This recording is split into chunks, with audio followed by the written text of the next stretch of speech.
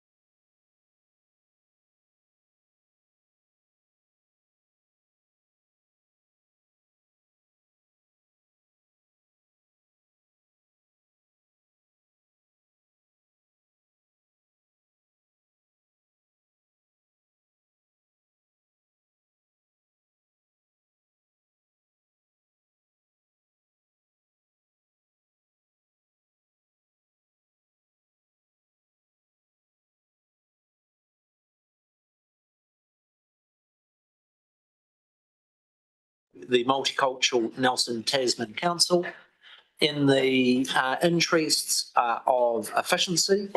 I have had an offline discussion with Councillor Sanson with respect to her amendments, so there's no surprises.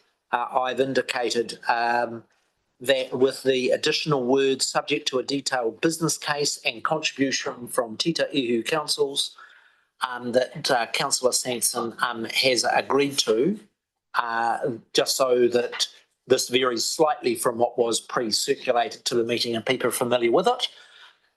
The purposes of this first phase is for any questions from staff. I have a simple question for staff. I'm trying to understand the different fiscal impacts of the original motion as compared with the amendment.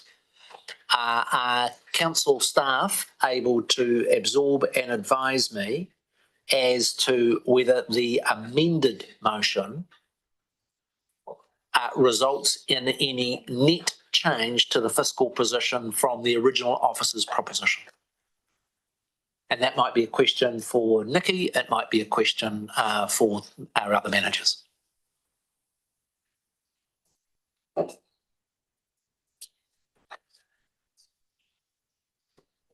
Or Councillor Sanson, might be a question for you.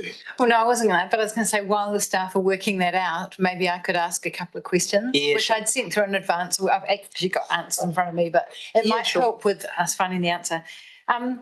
So I guess the first question is, can staff confirm that Warmer Healthier Homes is seeking a funding reduction from 50,000K per annum to 30,000K per annum, thus enabling a 20,000K per annum saving that could potentially be diverted to the Regional Community Development Agency, thus having no impact on rates in year one? Yes, I think the answer to that is officers. The only piece was we had banked on that in the increase that was in the original motion. So we don't get to spend that money twice. That was in the original proposition for Multicultural Tasman, and increasing their funding was we were planning to offset that and trying to keep the rates down.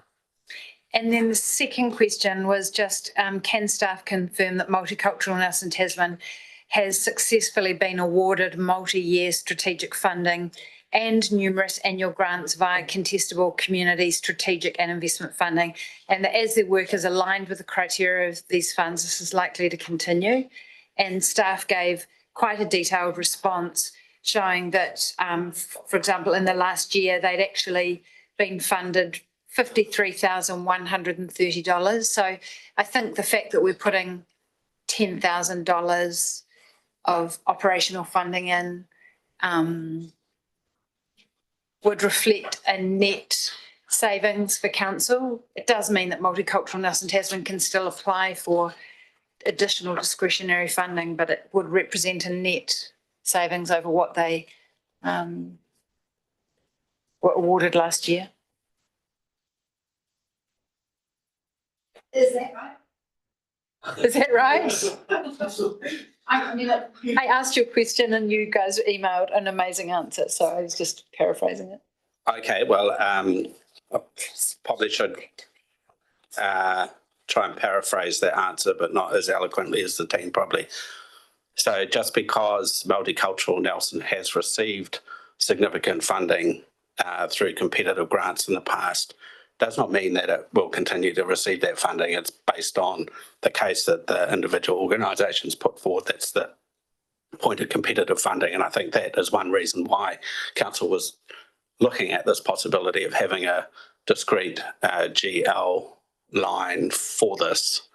The other thing through you, Mayor Nick, is that I'm not sure that having a GL line of $10,000 or whatever number you decide to go with will really make any difference to what Multicultural Nelson would apply for through the competitive grants process. That would be my feeling. If I was Multicultural Nelson, I'd be going for as much as I could get.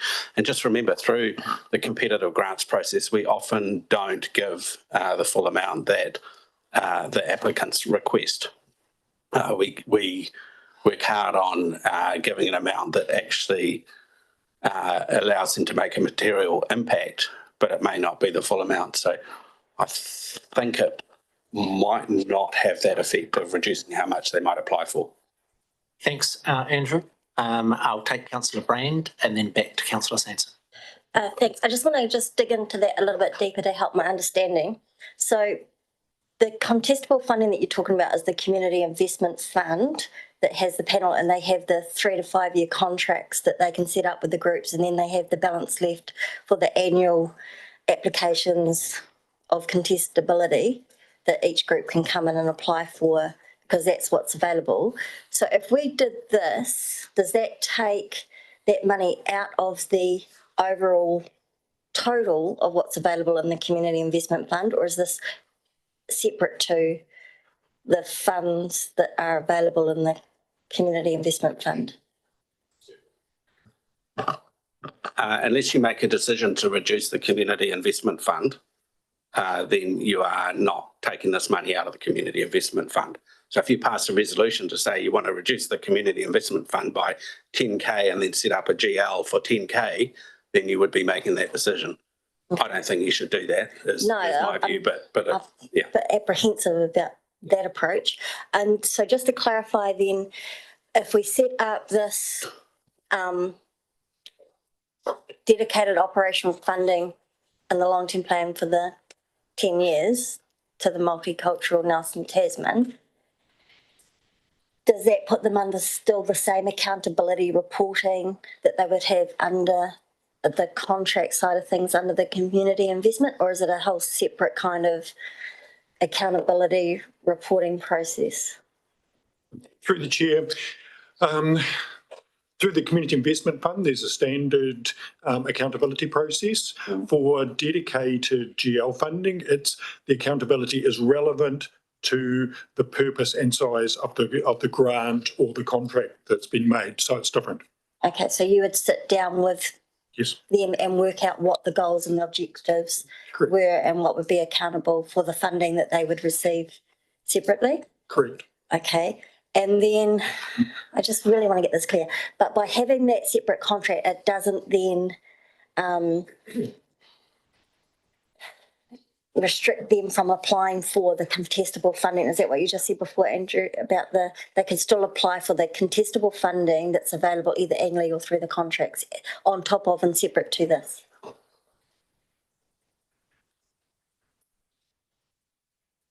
Through the chair, we don't accept under the Community Investment Fund applications for activities which have been funded elsewhere by council.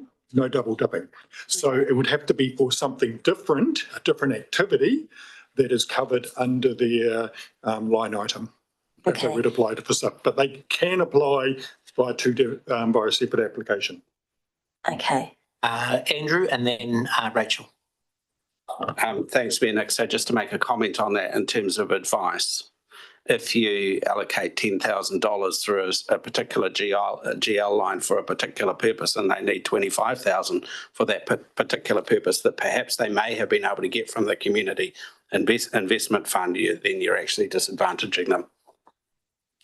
Can I just go take Councillor Sanson, then myself, then the Deputy Mayor? Can staff confirm that Multicultural Nelson Tasman was awarded $10,000 per annum through the Community Investments Fund Strategic Grants Fund 2021 to 2024?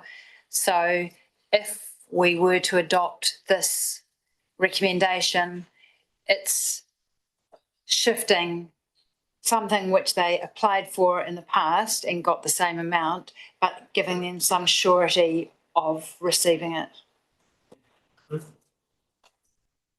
Through the chair, if the purposes were the same, so the things that they apply for under the Community Investment Fund, they're still wanting to use this fund for the dedicated GL for, then there would be a like for like funding. My question is, what other community organisations in the arts sector, we have events in that area, we have a contestable fund, we've made a strategic decision as council on a few organisations, the Arts Festival, Matariki and a number of others, of which we ring fence and give a line item. My question, in the community sector, is there any other organisations that we give effectively a line item guaranteed continuity of funding as is being proposed from the workshop? It wasn't a staff proposition, it was a discussion that we had last week. Is there such any other group in that space? Through the chair, Youth Nelson have a dedicated GL that goes back a long time before I started at council. Off the top of my head, I'd have to check to see if there are any others. Thank you. That's just a good idea to get a sense of it. The Deputy Mayor? Yeah, just in relation to the amendment, is there budget for a detailed business case? Is anyone aware of budget existing anywhere for that to occur? By the proposed, what are we calling it? Community Development Agency. Oh. No, not at this stage. How oversubscribed is the Community Investment Fund? And I'm, instead of like a quantitative measure, interested in having, as you will have looked through those applications in terms of qualitatively, maybe a 50-50 split in terms of how much more could we be getting out of that if there was more funding there? Okay. Through the chair, the small grants round that was just held was around 400% oversubscribed. The vast majority of them were brilliant projects from great organisations. The panel had a really hard job making those allocations.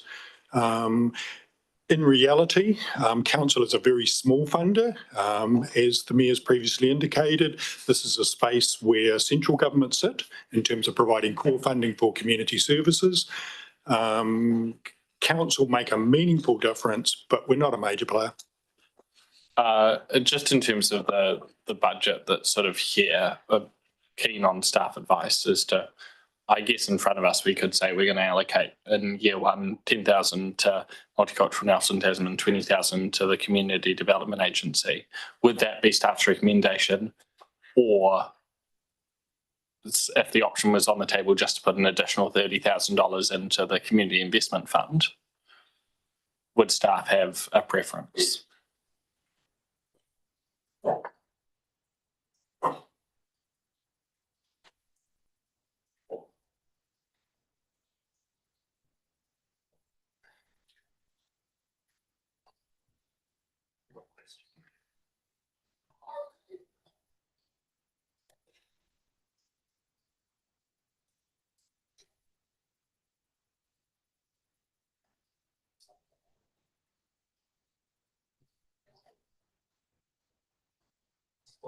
I always feel good when I ask a question that inspires that. No, that's okay. Staff discussion. Can I just give council and officers a bit of a feeling from the chair about where we're at on this? When I initially had the chat with Councillor Sanson, I understood her amendment was to be fiscally neutral. The advice I've had back is it increases our cost by 25K in year one, but results in a saving of 15K per year from year 2 to year 10. The original proposition of some stable funding for the Multicultural Council came from the feeling at the workshop that it was a mature organisation with a community that's becoming increasingly multicultural, and that it would be held for a base.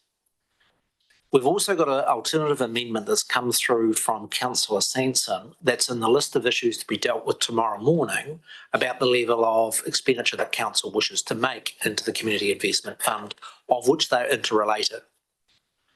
I'm just feeling a bit uncomfortable, and this is no discredit to Councillor Sanson or to the original proposition, that this is not feeling like a very robust or strategic process. And I think there's a solution, and that is how would officers feel about taking this offline, having a discussion with Councillor Sanson about reworking the amendment, and for us considering it tomorrow morning alongside the level of investment in the Community Investment Fund.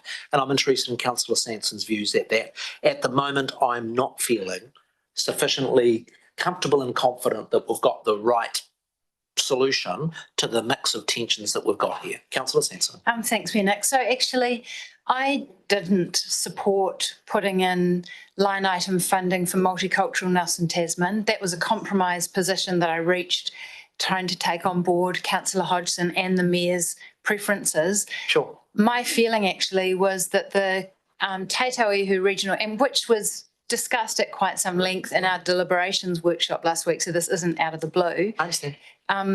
Was that much like the Tasman Environment Trust, which is, let's say, an umbrella agency which helps grassroots organisations with strategic planning and collective action and funding bid, so it leverages far, far greater sums of central government and philanthropic funding for our region. And the Community Development Agency's intention is exactly the same. So to me, a small amount of funding for something which is going to leverage, its intention is to leverage far greater funding for our region, seems like, I mean, not to be flippant, but like a no-brainer that we would support this. I mean, I know that it's new, but you know, we had somebody come in with an idea to try and revitalise the city centre, and they got $40,000 funding straight away, and it's now, you know, $500,000 over 10 years with makeshift spaces. So I just think that this is a very small amount of funding if you think of the impact that it's likely to leverage. And my preference would probably be just to leave multicultural Nelson Tasman in the kind of out of this, and having the, just being able to apply for the strategic funding, which would probably be even more cost advantageous to council. But I listened to my colleagues around the council table, and I tried to kind of come up with a compromise that everybody could get behind. So I feel a bit uncomfortable about this proposal, that it's A, out of the blue, and B, park it till tomorrow. I just, don't feel that's very fair. It's certainly not a criticism of you. It's rather that as a council and trying to work compromises, but getting a good outcome in terms of the strategic direction we want to go. Councillor, the Deputy Mayor may help. Yeah, I just signalled that I think, and I see Andrew's got ready to go, but really my question does, I think, relate to, as you suggested, actually, the interlinking of this report is discussing the balancing between direct funding versus the community investment fund. My decision making will be greatly shaped by if we made a decision to increase the community investment fund, or if we did not, in terms of the direction I'd like to go on these issues. So I do think a wider discussion is needed, particularly in relation to Multicultural Nelson Tasman, as well as the Community Development Agency, that interlinks those two. That was one of the reasons I thought if you had the integrated debate tomorrow alongside the Community Investment Fund might get us to a better place. But I'll take Councillor Anderson, then I'll come to Councillor Sanson. Just a quick question about that though. Like, we still have to, they're not one resolution, so we still have to vote on one before we do the other. So aren't we kind of going to be in the same position as we are now? Yes. You mind? Councillor Anderson. Thanks, through the Mayor. I was just a question, a couple of questions. The cultural navigator position, is the funding for that finished? Is that still a job? Are they worried about that? So the cultural navigator position was funded through the Community Investment Fund strategic rounds last time. It's obviously a shared between multicultural English language partners and the Victory Community Centre. They receive external funding from various funders for it. It is looking to continue, and I would be very surprised if they didn't then reapply for Community Investment Fund for some support in that role. And the other one, I was just wondering, sorry, were you at the AGM last night? I couldn't make it. Yes, I was, yeah. Can you just, I would have loved to have been there, just a rough indication of how comfortable they are financially? Multicultural Nelson Tasman are in a really robust financial position based on some really strong governance and some successful projects that they've been able to receive funding for. They're in a place where the books look really good, but a lot of it is assigned towards ongoing projects. So their cash reserves look probably disproportionately strong to where they actually are in terms of their money left over for operational costs is comfortable, but not necessarily overwhelmingly so. See, when I hear that, and can I just test Councillor Sanson on this? I think there are two streams of discussion going on here. One is that Multicultural Council has matured into a very stable organisation, and that rather than being subject to the uncertainty of constant contestable funding, it would be appropriate for them to have a baseline level of funding. Now, they're in good shape. That's not a decision that has to be made tomorrow.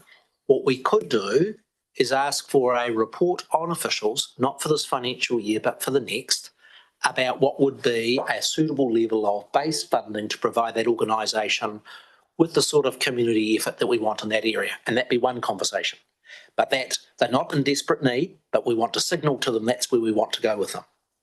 And then there's a second conversation, which is very much where Councillor Sanson's advocacy has been, and that is you've had this work done around a community development agency, mainly in Part B, where we want to provide $20,000 for the development of a bid case and see if we can start the work of building the base of the community development agency.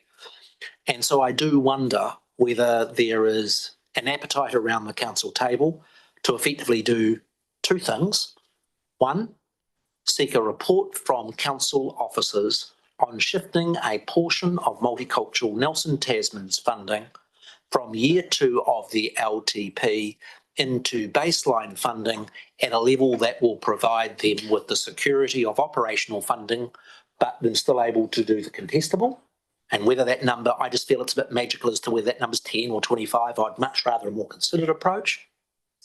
And secondly, to take the motion that Councillor Sanson has in item B with respect to the Community Development Agency. Would that be a reasonable way forward? I think it's a really good idea, Nick, and I wonder whether for simplicity, A could say something like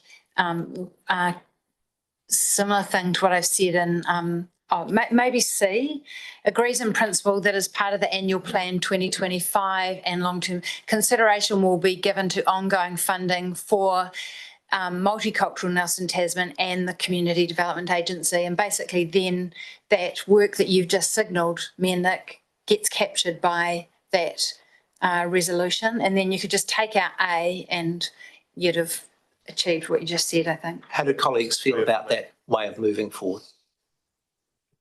Can I just say I was actually really struggling with this and its with its parts, and that makes it really clear for me now.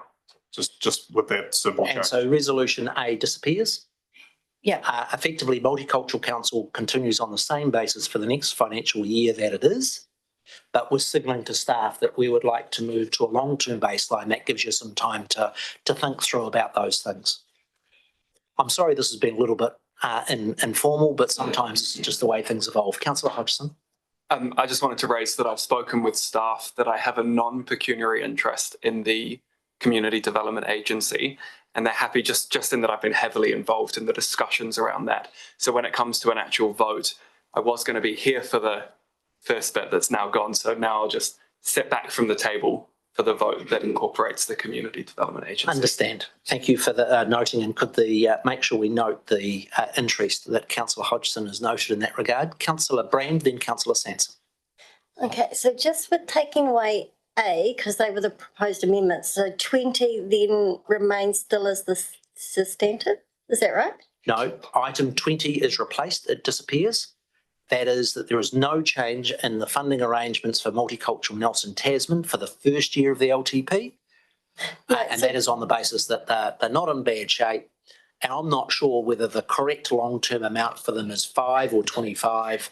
no, I appreciate that, but what we've got there is number 20 is approves in principle, and then we've come down, we've got Councillor Sanson's proposed amendments that the council, so what we're saying is that the A, if it is not voted on, or the amendment, sorry, if the amendment is voted Adopted. and won, Yes, then 20 disappears. lapses. Correct. But if the amendment doesn't win the vote, Then we revert back to the the base 20, resolution.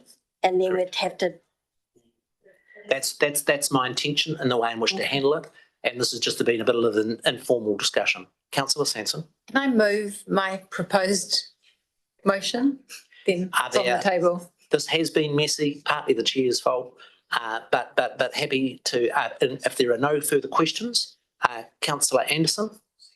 Oh, okay, so I don't think there are any questions. Thank officers. Can I just summarise? Chris. Can I just put a question to officers? If you look at resolutions B, C and D, Andrew and team, does that feel like a workable proposition for staff to work with? Thanks for the question, Mayor Nick. I am really not sure about B. Because it says an allocation in 24-25 of $20,000 operating expenditure, subject to a detailed business case, which I think was Deputy Mayor Rohan's question, which I didn't get to answer. We do not have resource to prepare a detailed business case.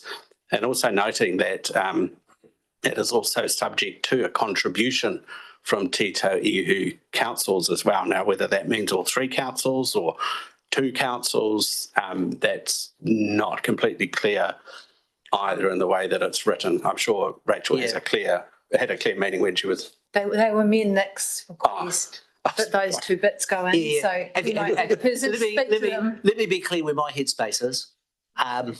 Multicultural Council, very well-established agency, delivers good goods, happy to provide them stable base funding. When I come to the idea of a regional community development agency, of which we received a submission asking for $1 million, $100,000 per year, my view is a lot more work needs to be done before I'm committed to that sort of investment. I'm not saying it's a bad idea or a good idea. I'm just simply saying a proposition of that size needs some quite careful work. I want to know, how is it going to interact with other agencies? How is it going to work in with the Community Whānau network? If it's going to be operating on a Te Tau Ihu basis, I am interested in its constitutional arrangements around the accountability to the councils.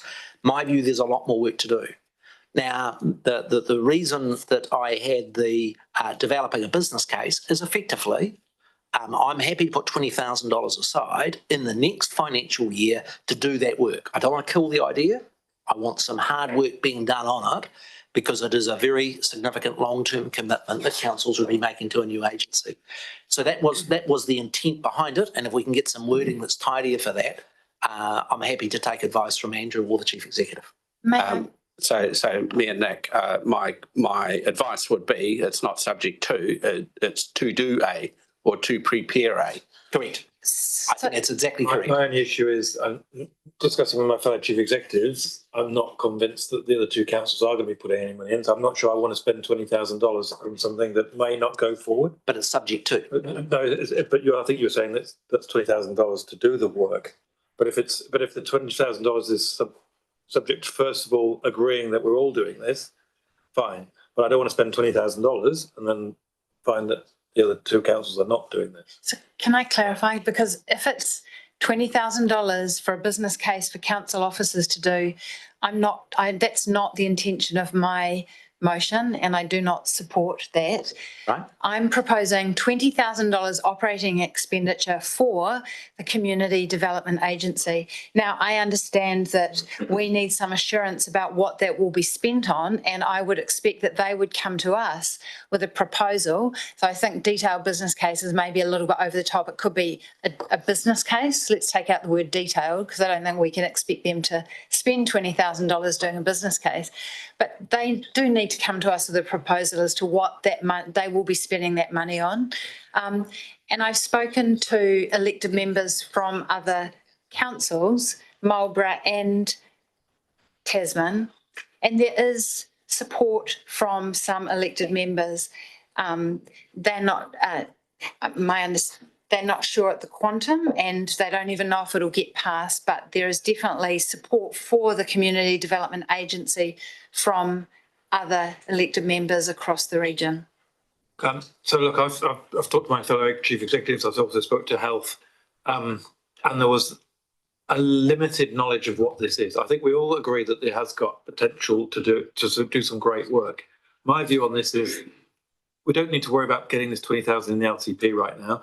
Once we've done the work, once we understand what this is, what the purpose is, how it's going to operate, what the accountability to councils is, what the contribution of iwi is going to be, all those types of things which we need to do and understand, we can very simply, in 6 months' time, whatever, bring this forward and bring this to life. We don't need to worry now about putting, because I don't think Tasman or Marlborough will be putting 20,000 in their LTPs, to be honest. So just one other comment on that. Like, if we don't fund them, maybe they don't have enough funding to keep going. I don't know. I mean, that would be a question to ask them. But I also think, there is a social investment directive coming from the new government that they are not only going to want to be kind of basically dispersing funds which are assessed through a social investment framework. And I don't think that most community organisations in our region will have the capacity or capability to do that, whereas a community development agency could certainly pitch for that kind of funding for the region for a particular sector, whether it's food insecurity or youth outcomes or mental health. So I just have a different lens on it from a strategic perspective. Yeah, and this is very informal. The only thing, Rachel, is I was part of a government that had a social investment approach, and many of our local community organisations were able to meet that criteria without a community development agency. So I don't quite agree that it's an absolute. It could be a useful tool. I don't want to rule it out. It's just that it's how we get the more work done. I'm quite reassured by the comments of the chief executive that I think he's hearing the mood around the table that we want some more work done in the space. And then the only question at this point that we need to focus on very crisply is what do we want in our LTP in that respect? I think where we've got to, can I just sort of test this informally? With respect to the Multicultural Council, is there a general view that we would like to move them to a stability of funding as we have for Youth Nelson and a number of other organisations, consistent with what is in item C? I sort of got the feeling, honestly, I'm not sure whether it's $5,000 or $25,000. I don't want to make it on the run. I mean, Yep. So respectfully, we have a motion on the table. I think if you're going to propose an alternative, that's great. But can we just vote on this, and then if it fails, it reverts to your one, which was the initial one? Is that initially sent out in the paper? Yeah, no, that's sure. No, we can progress that if we weren't going to try and put together a sort of a coalition of the willing. Not necessarily a good phrase. And we in the name of standing orders, I'm going to ask just a vague, very leading question that sounds a lot like debate, but I raised my. It's not debate. Would the compromise position here be, having heard, I think there's some misunderstanding because of the term agency that this is somehow a direct function of Nelson City Council as opposed to a new community organisation playing a role. And the fact that we're fundamentally discussing a $20,000 grant, not a new NRDA. I think is everyone clear on that? My point would be is that actually I agree with the contribution around that we should make sure that there's co-investment and a detailed business case if we were to provide ongoing funding, is whether to just move those provisions to be subject. The consideration of ongoing funding is subject to that the $20,000 is basically going, we're interested in what you're doing. The thing I'd make that subject to is to the establishment of a charitable trust board, which is, as I understand, is underway, but so that we're clear on what we're giving our money to. I think the Deputy Mayor has found a tidy solution. And so what I'm suggesting we do is that item B approves to the Nelson City Council providing support of $20,000 to the Tita Uhu Regional Community Development Agency for developing the concept. Then in C, after the words "and the Community Development Agency," and after C, the words "subject to a detailed business case and a contribution from all Tita Uhu councils." We could just cut, what has been selected and paste it down to C. I think that would. Is that what you're saying, Nick? If that's what you're saying, right. I support that. Basically, I'm now trying to put into words the Deputy Mayor's solution, which I think is sound. Yeah.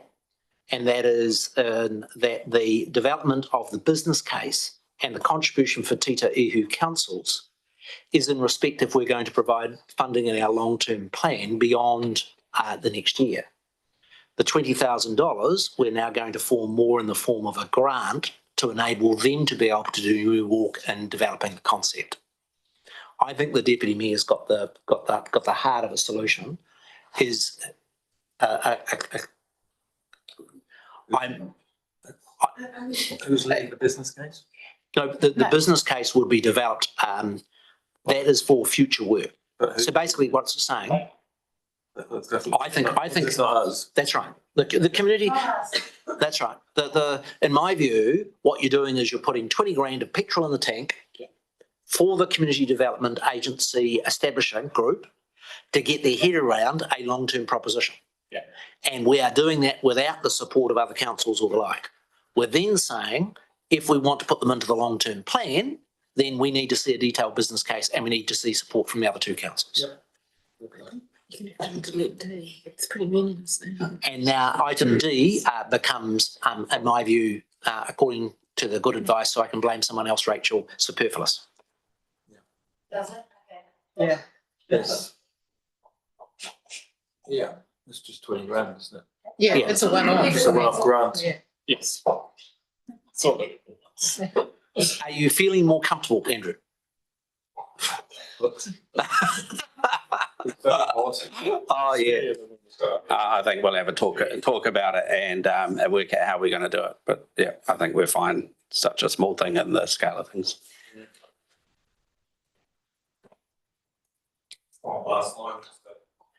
So I'm comfortable that we've landed in as good a place as we can. The indications were that Councillor Sanson wished to move and that Councillor Anderson was prepared to second. I now leave it open for debate. I do stress, technically speaking, is there anybody that is wanting to pursue the original officer's recommendation, which only dealt with the Multicultural Council? No, it's a substantive motion.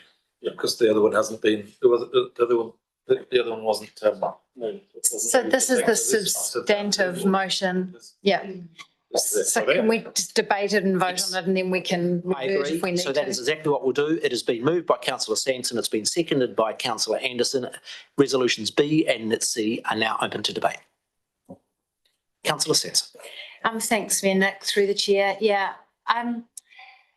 So I haven't been as intimately involved in this initiative as Councillor Hodgson, but I went along to their first meeting sometime last year, and I think what I was really impressed by was how much broad support there was. And, you know, this is a really community sector grassroots initiative which is supported by the 8 iwi of Te Tauihu. It's designed to try to bring to life one of the pillars of the Te Tauihu intergenerational strategy, which is to really focus on community wellbeing. I think that it has got the potential, much like the Tasman Environment Trust, to leverage great returns for our region. And, you know, I hope that that's what eventuates. There's no certainty, but I kind of have, you know, some degree of faith in the broad support for it and also the people who are involved in leading it. So, yeah, I just encourage everybody to consider supporting it. Thanks. Thanks, Councillor Sanson. Councillor Anderson, do you wish to exercise your second of powers at this point? I would just sort of sum up my position, and that is we always in this area need to recognise that the government is the main play. And we play a very difficult job for councils when we step into the massive social services area where literally the government spends over $60 billion per year and over $1 billion a year in our own community. Now, where we can do some smart stuff as a council is spend some funds that better equip our community organisations to be able to be well organised and to be able to access those funds. And so providing we understand that constraint and then what the purpose is, rather than the ratepayer becoming a core funder of social services, I become comfortable. The difficulty when you set these agencies up is that they then have high expectations of ongoing funding. I further think it is a condition of this direction that we're very clear about how it sits into the broader ecosystem of community organisations in our community, including others of which council already funds. And thirdly, in my view, I don't want us in a position where we are the only council that is funding it, and that is my support beyond this initial grant of $20,000 is conditional on us being able to secure not exactly the same level of support, I'm never as pure as that, but support from those two councils. And that is why, subject to those, I am supportive. With respect to the second resolution, it is my view that the Multicultural Council has proved itself is deserving of a secure base level of funding. I prefer Councillor Sanson and Councillor Anderson's motion because I would want the officers to give careful thought to what that base level of funding is for their sustainability, with them still having access to contestability funds beyond that. And I think whether we choose a magic number of 5 or 10 or 25 that has been bandied around the last fortnight doesn't feel a very good process. And by just providing that secure funding in year 2 of the LTP, we've got a better opportunity to be able to do the work to identify with the Multicultural Council what that level of funding is. For those reasons, I'm supporting the resolution that's been proposed by Councillor Sanson and seconded by Councillor Anderson. Is there any further debate? That being the case, I'll put resolutions B and C. All those in favour, please say aye. Aye. To the contrary, say no. No. Would you members like a division? No, not after division. It was more a case of showing we're supporting the original recommendation, supportive of all the works of those organisations, but I felt the original one was far Good as gold. I'm sorry if we made hard work of that. I'm going to take a 5-minute break. When we resume, we're up to item number 21.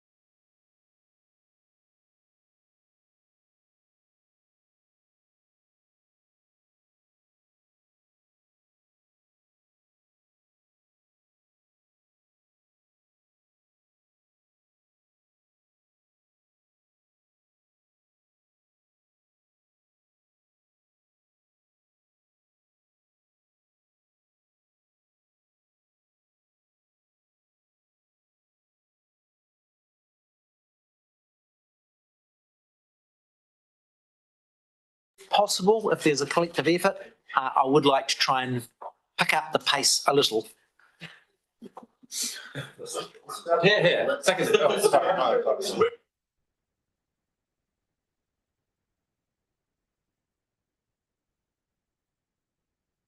Nervous, but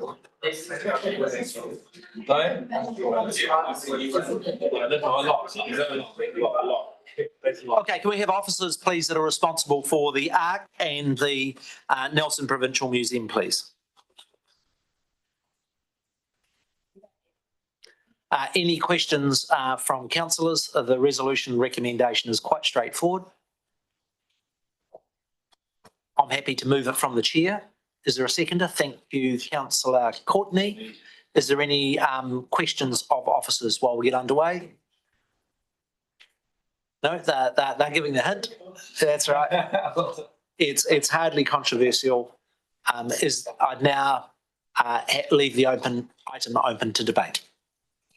And if there is no debate, Councillor Rainey. I've got nothing to add.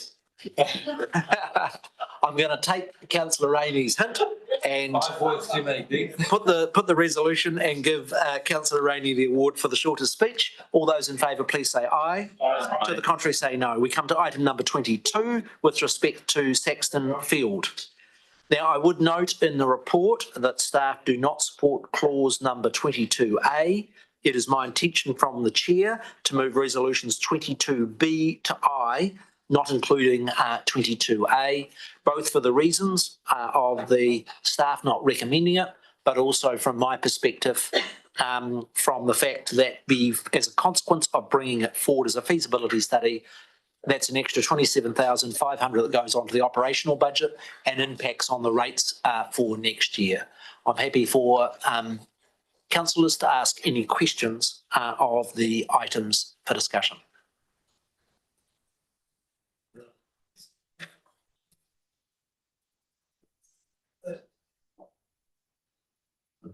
I am making the assumption, and officers might be able to put me correct, is that if we exclude item A, items B to I have no impact on the rates for relative to the beginning position for 24-25. There's a new resolution that Tasman passed this morning at J. Will you give a read that?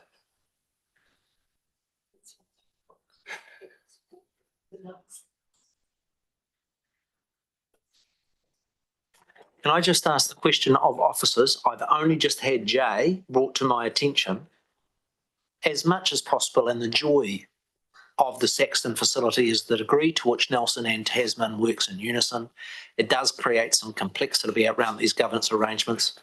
Is one that you would like to defer till tomorrow morning for you to reflect on what the implications are of the Tasman District Council decision on their LTP? Andrew or staff?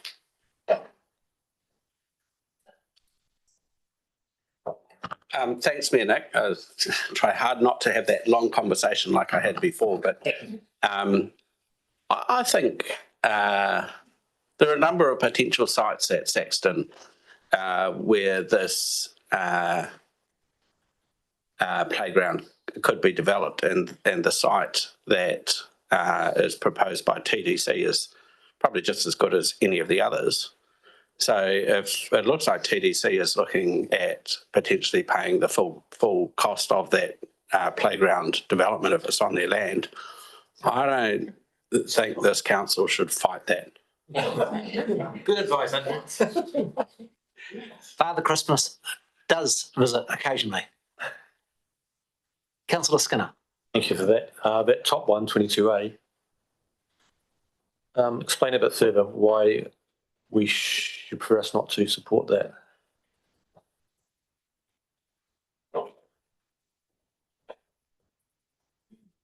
Yeah, thanks. That's a good question. We did talk about that last week in the workshop. So we're talking about a significant investment if that cover or roof did go ahead of multi-millions of dollars. And council would need to be clear that I think council would need to be quite clear if it was to put funds into the planning or the business case for that, that it was actually serious about investing in the development further down the track. If the business case came out and said yes, it was, a good option to pursue. So that's probably the question for you. My view is, I think that's probably in the scale of things. If we're talking about sports facilities and council's broader budget, that's actually quite a luxurious project compared to others that we are looking at. If I may, I took broad guidance from elected members that there wasn't much support for this. I discussed it with Leonie, and both of us agreed that unless there was strong support to do it, we didn't think spending 27,000 just on a study to do something that we didn't think was likely to be strongly supported is worthwhile pursuing. I understand there are some people that do want to bring it forward at Tasman, but I don't necessarily think it will be carried. So I think, taking from the guidance, I didn't think this was something that we should be pursuing right now. Councillor Brand and then Councillor Skinner. Thanks. Just on that, so through the Mayor, so it said bring forward the 27,500 of the total surface renewal budget of the 211,356 from 27-28 to fund the feasibility study for the proposed netball court roof. So does that mean that we don't see a need that the total surface renewal budget is needed?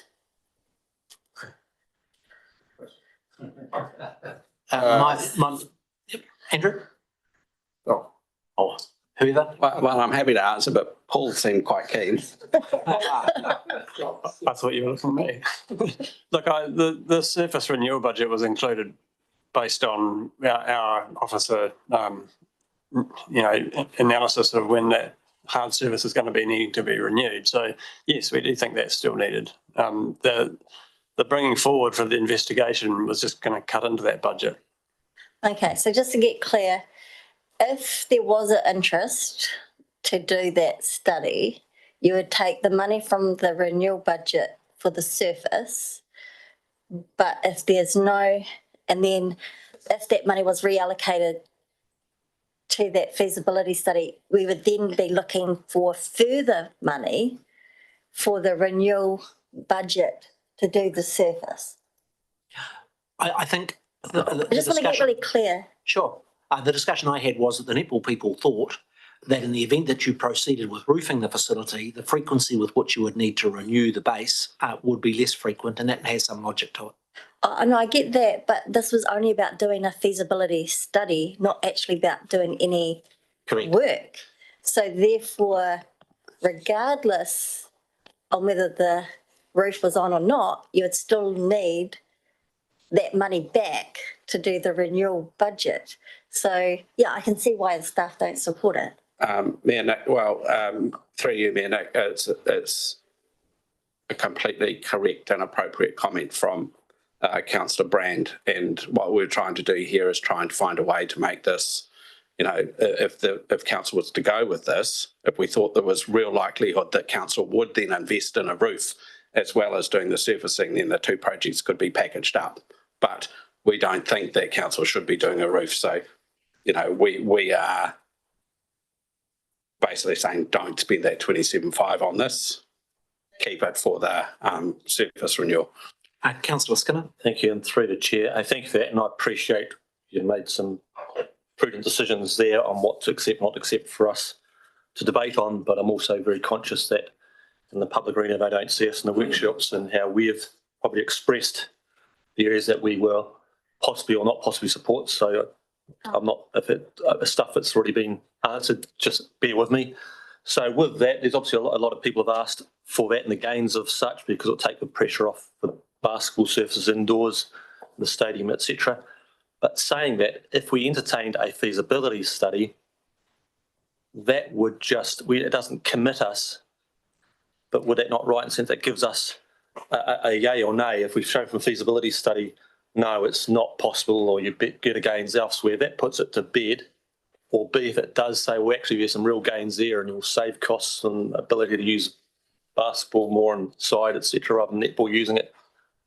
Does that not necessarily, we're not committed then, we've also got a greater picture of the prioritisation, but you are concerned that that would be a strong signal that we must follow on from what the feasibility study results?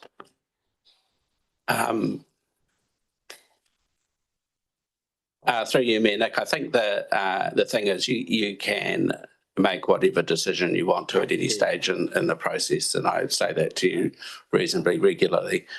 If I was to, have a good strategy around what sports facilities council should be investing in, and to support you with that, I don't think this would be a project that would be on it, covering the netball court. So I don't think it would be a project that would be on it.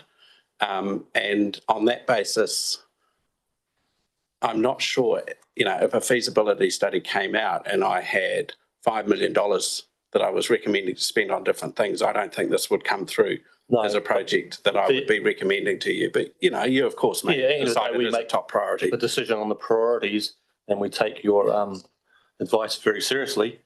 But what I'm saying is, if we had a feasibility study, we'd either put it to bed, say, well, no, actually, that sounds a great idea, but it's not a great idea, or B, say, this is a great idea. But then we'd weigh it up later, whether we'd go ahead. I'm just signalling that there may well be some interest, and I'll debate that. Sure. But I just don't want to think that the advice is that, hey, don't do a feasibility study because that means you've said you want to go ahead with it. I know that wasn't quite your words, but it can be interpreted that way. I think for me, this is about fiscal prudence, and it's about actually saying, I'm reading that there wasn't great support for this, and actually spending 27,000 to weigh it up is not fiscally prudent. So I've taken this opportunity to really echo that, because the public don't see that in our workshops that we're privileged to have, and that's very helpful. And if they see us going, oh, well, no, we've just followed your advice without even testing it, but I know you're very welcome to us testing it, and this is what I'm doing. I'm going to have Councillor Hodgson and then Councillor Brand. First question is, just on the playground, am I understanding correctly that NCC and TDC would be contributing the 15 and the 250 under B and C, and then the Richmond Water also putting in an additional 800? Is that correct understand?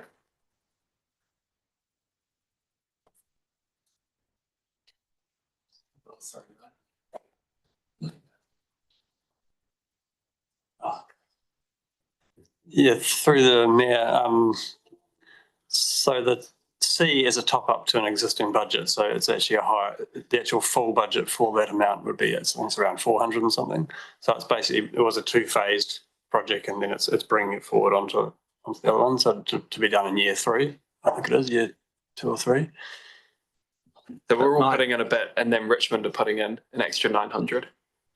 My understanding is that the 900 is on top, because otherwise we would be having to contribute as well. But my question is there some need for us to reconsider the timing of items B and C as a consequence of J?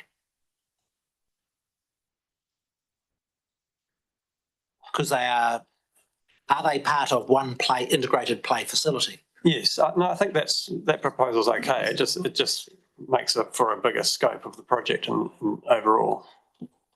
Right, so what I'm reading there is that we're contributing 265, Tasman is contributing 900, and I'm just making sure that the years line up, albeit it's not the biggest deal, in that if there is some site synchronization, we still have flexibility in future to move it. But I just want to be reassured year 3 of the LTP would be 26, 27, and that's different to B and C. Is that a problem? I don't see it as a problem. I think the project's spread over, 3 years from memory. It's a design year in year 1, and then year 2 and 3 has budgeting. Council may wish to add a note that Nelson City Council is not matching that funding if it wished. Just to clarify, I think you had the question around whether that's on top or yeah. That's fine. All right, I think we've got the answer. I'm sorry, Councillor Brand. Yeah, thanks. Sorry, you sort of tipped on my questions around the playground and if Jay had an influence on B and C. I think that's great. So I take it the Saxton Field Committee had identified, because you said there were 3 locations out that area where the inclusive playground could go, and one of them was on the TDC side of Saxton. Is that all part of the discussion that has already taken place at the Saxton Field Committee? Through the Mayor, there is a development plan, and it does indicate a potential location for a play space, but that is just an indication. So we would be comfortable if it was in in a TDC location. There are suitable locations in Tasman as well. Okay, because I think that would be an awesome addition to the Saxton field location for both regions and the families that would use that and feel inclusive to use that. So back to the D and E, and excuse my sort of like naivety. Do these have an impact on the greens for international cricket games? Sorry, which letter is it? D and E, where you talk about the Harakeke green irrigation and subsurface drainage. No, and then you've got the green cricket wicket blocks, because I'm aware that there are certain standards that have to be met. There's no international cricket. There's nothing in that space, and it has no flow-on effect into any potential for future international games to be held at Saxton. Not at all, no. No, okay. And is that part of the conversations that you've been having with local cricket clubs to move out to Saxton, or is that separate again? That's separate. Harakeke Green is going to be for future football and cricket. So that's another conversation. So future, when you say future, is that just club level, not the A teams and the B, or more the social, or what does that mean? Through the Mayor, there could be senior games played, but not internationals. And the internationals will be played at either Trafalgar Park or Saxon Oval. Yeah, no, I'm just aware of the damage of club compared to international and the requirements for international standards to be met to secure games. Councillor Rainey. I'm a little bit lost here. So J means that the budget for this playground has just gone up by 900 grand. Is that right? It's $900,000 better playground. Andrew? Excuse me. Thanks, Mayor. So that was something that I felt I did need to talk to, because what has happened today is that Tasman District Council has passed a resolution, and I'm actually not sure 100% of the intent of that resolution. So whether Tasman District Council is saying, yes, we want to pay for the full cost of it, or we actually think the scope of this project should be increased. We haven't actually had that conversation with them, because they've only made the decision today. So I think your offer earlier on, Mayor Nick, for us to have a bit more of a discussion and then come back with some more information might actually be wise at this juncture. I certainly think it would pay to press pause on that, because indeed, if the budget was from us was going to be 265, I presume that was half of the budget, was it? Okay, so it was a $530,000. Is that right? That's the playground. There's now a $900,000 playground. And if we don't put in that 265, I can think of lots of places where we could spend $265,000, i.e. fit out of an arts hub, straight off the top of my head, just came like that. Well, it's a lot of money. It's a lot of money. If we don't have to pay it, let's put it somewhere else where it's really needed. You are very predictable, yourself and the deputy mayor. All I would like to know is that, because these things, this is just the unfortunate nature of the process where you've got two LTPs being simultaneously developed in a really important facility, I think it would be wise, and I do tomorrow morning want to keep the debate crisp.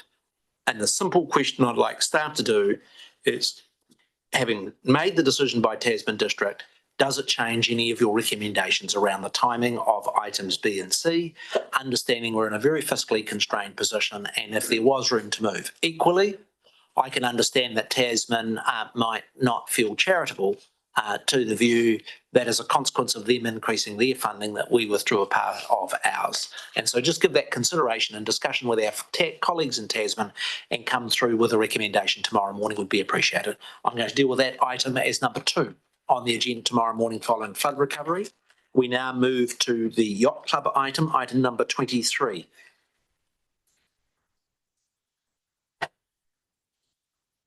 Are there any questions from councillors of our staff on this item with respect to the investigation of the launching ramp at the Nelson Yacht Club? There not being any, Aisa has a question. Councillor Rollo? Yeah, I did have a question, and I'm sorry, Andrew, that I didn't put this through earlier. The yacht clubs, the building or the arena around Rocks Road, Haven Road there. What's the potential of this becoming, we have an issue in this town with a lack of boat ramp access. And I'm sure I saw somewhere that there would be the potential of increased public access if such ramp was increased. However, what I'm aware of is the current ramp is exclusive for the yacht club. Would you be able to clarify on what the position is here and what this would actually look like? Through the mayor. So this is just an investigation really to look into various aspects like ownership and access. And currently, as you say, it's really just access for yacht club members or affiliates. The potential in future is that that could become wider to the public, so that would be a benefit to the general public, and that's something that would have further conversations with the yacht club with. But I have had a brief conversation between submissions and now, and they are open to that approach. Okay, Pete, Councillor Rainey. Would this potentially be something that Mr. Courtney's task force would have a little bit of oversight over as well? I'm just It is in that immediate vicinity, and I would have that expectation. Councillor Rainey, staff's view? Yeah, sure. Councillor Pakipaki? Yeah, wait, just a real quick one. In terms of practicality, we're going back to car parking again. The likelihood, I mean, if this is assessed as, or rather changed its use for public use, practicalities of, do you think there are practicalities of being able to launch boats from there and not have any car parking whatsoever? Well, that's a nice thought. But I think it's too soon for me to say. This is really only something I've looked into very briefly, but there is car parking there, some car parking, so. For trailers, there is not. No, there is not. I don't think it would be for big boats. I think it would be for small boats. I don't think it would be for any boats. Councillor Courtney. Thank you, Mayor Nick. I'm happy to move this if you like and pick up on Councillor Rainey's point. It is an ideal topic for the Waterfront Task Force to discuss, and communications have already started. Thank you. Happy to second. So the motion's been moved and seconded. I'm assuming there are no other questions of staff, and now leave it open for discussion.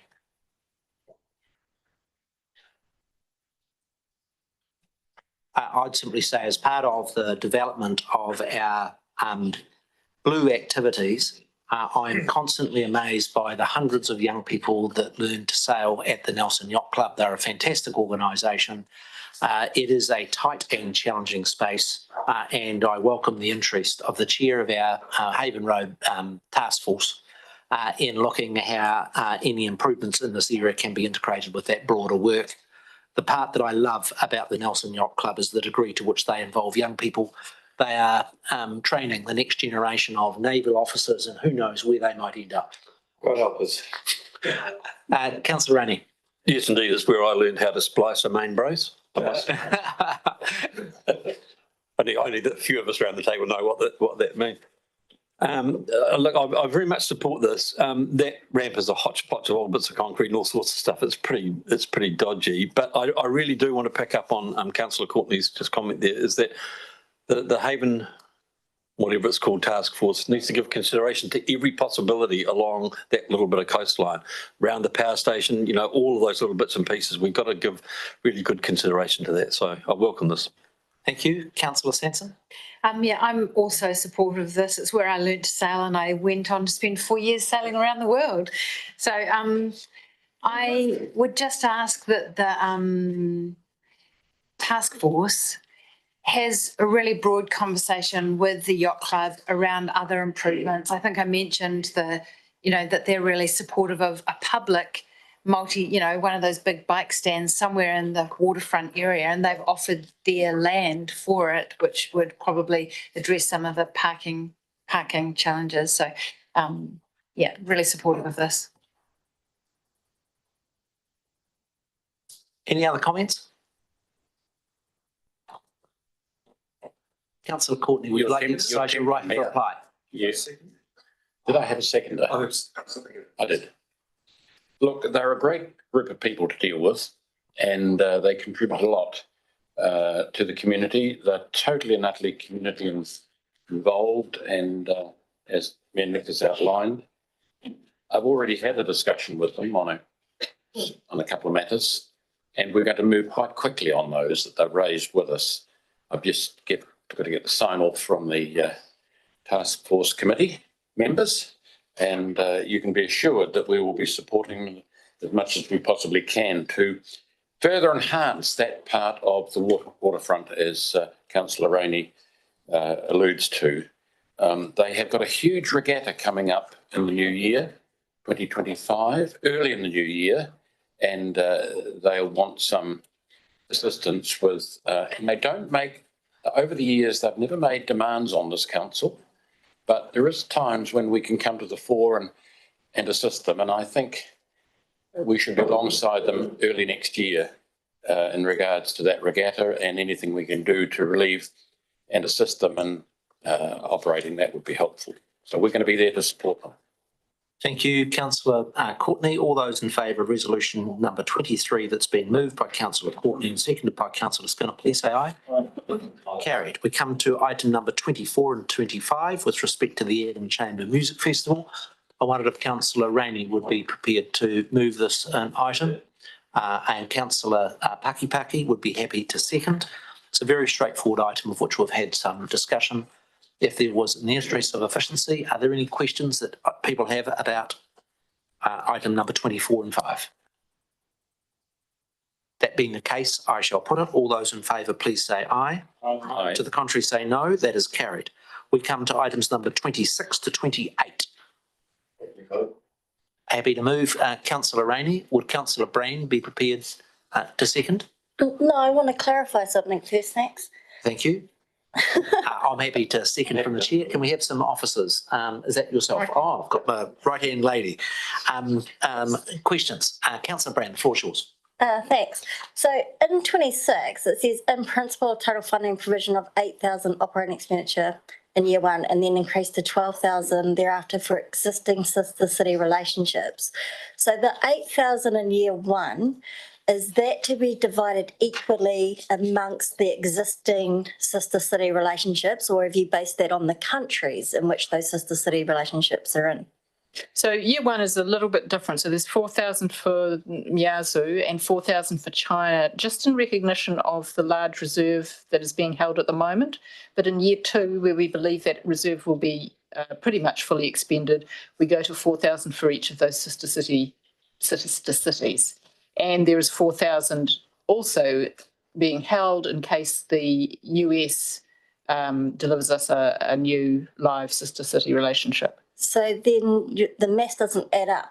I get the 8,000 for year one because the China two sister cities relationships will expend all the money they have by April of next year. But if you're saying that there's 12,000 there after, and we're having the discussion with the community around what to do with our USA sister city relationship, which is currently in sitting like, not officially, but emirate status. And if the community decide to reinvigorate the existing or change it to another location, depending on what the outcome of that community meeting is, 12,000 between each of the four then sister cities, it would only be 3,000 each. So the next resolution takes care of that. You see that there's 8,000 there for the group activity, which would normally be 4,000. So that line is holding a 4,000 for any future sister city relationships with the United States of America. If that doesn't come off, that 4,000 would be returned to the general pool. It wouldn't be needed by the sister city group, but it's sitting there separately until we know the outcome. Okay. And then in 28, the 5,000 operating expenditure in years 2, 5 and 8. Now, at the start of the training, the sister city groups were asked to provide a 3-year strategic plan of what they would do. So does that include, because I know that there's delegations coming from the sister cities to our area, but there's also delegations from our area going to the sister cities. So that was done on the basis that the sister city would do one, like, take for example, in October of this year, we have the China sister cities will be doing a Nelson delegation going to China, but then there's discussion of in next financial year that the other sister city, being Miyazu, may look at a delegation either coming from or going to from that. And then there was also the discussion if the USA one came out, so that each year a official delegation was either going to or from the sister cities. But if we're only accounting it for year 2, 5 and 8, how does that then cover the years? Because it was put to the groups that each year one of the sister cities would be doing something with a delegation either to or from those sister cities. I understand your point. In the past, we haven't actually had an allocation like this in years. So we've just come to council as we have got more certainty around what the visits might be and asked, because they're relatively small amounts at the time. So this is just being prudent and putting some money in at intervals, which we can possibly move around, or there might be other requests on top. So we're not saying we know exactly what the 10 years looks like. This is just being prudent and putting a sum of money in. Once we know more, we can come back to council and be clearer about amounts in particular years. Okay, so, all right, because I just want to get it really clear in my head, because these are the council's responsibilities and they are not the community group's responsibilities to manage these sister city relationships, because they were established via mayor to mayor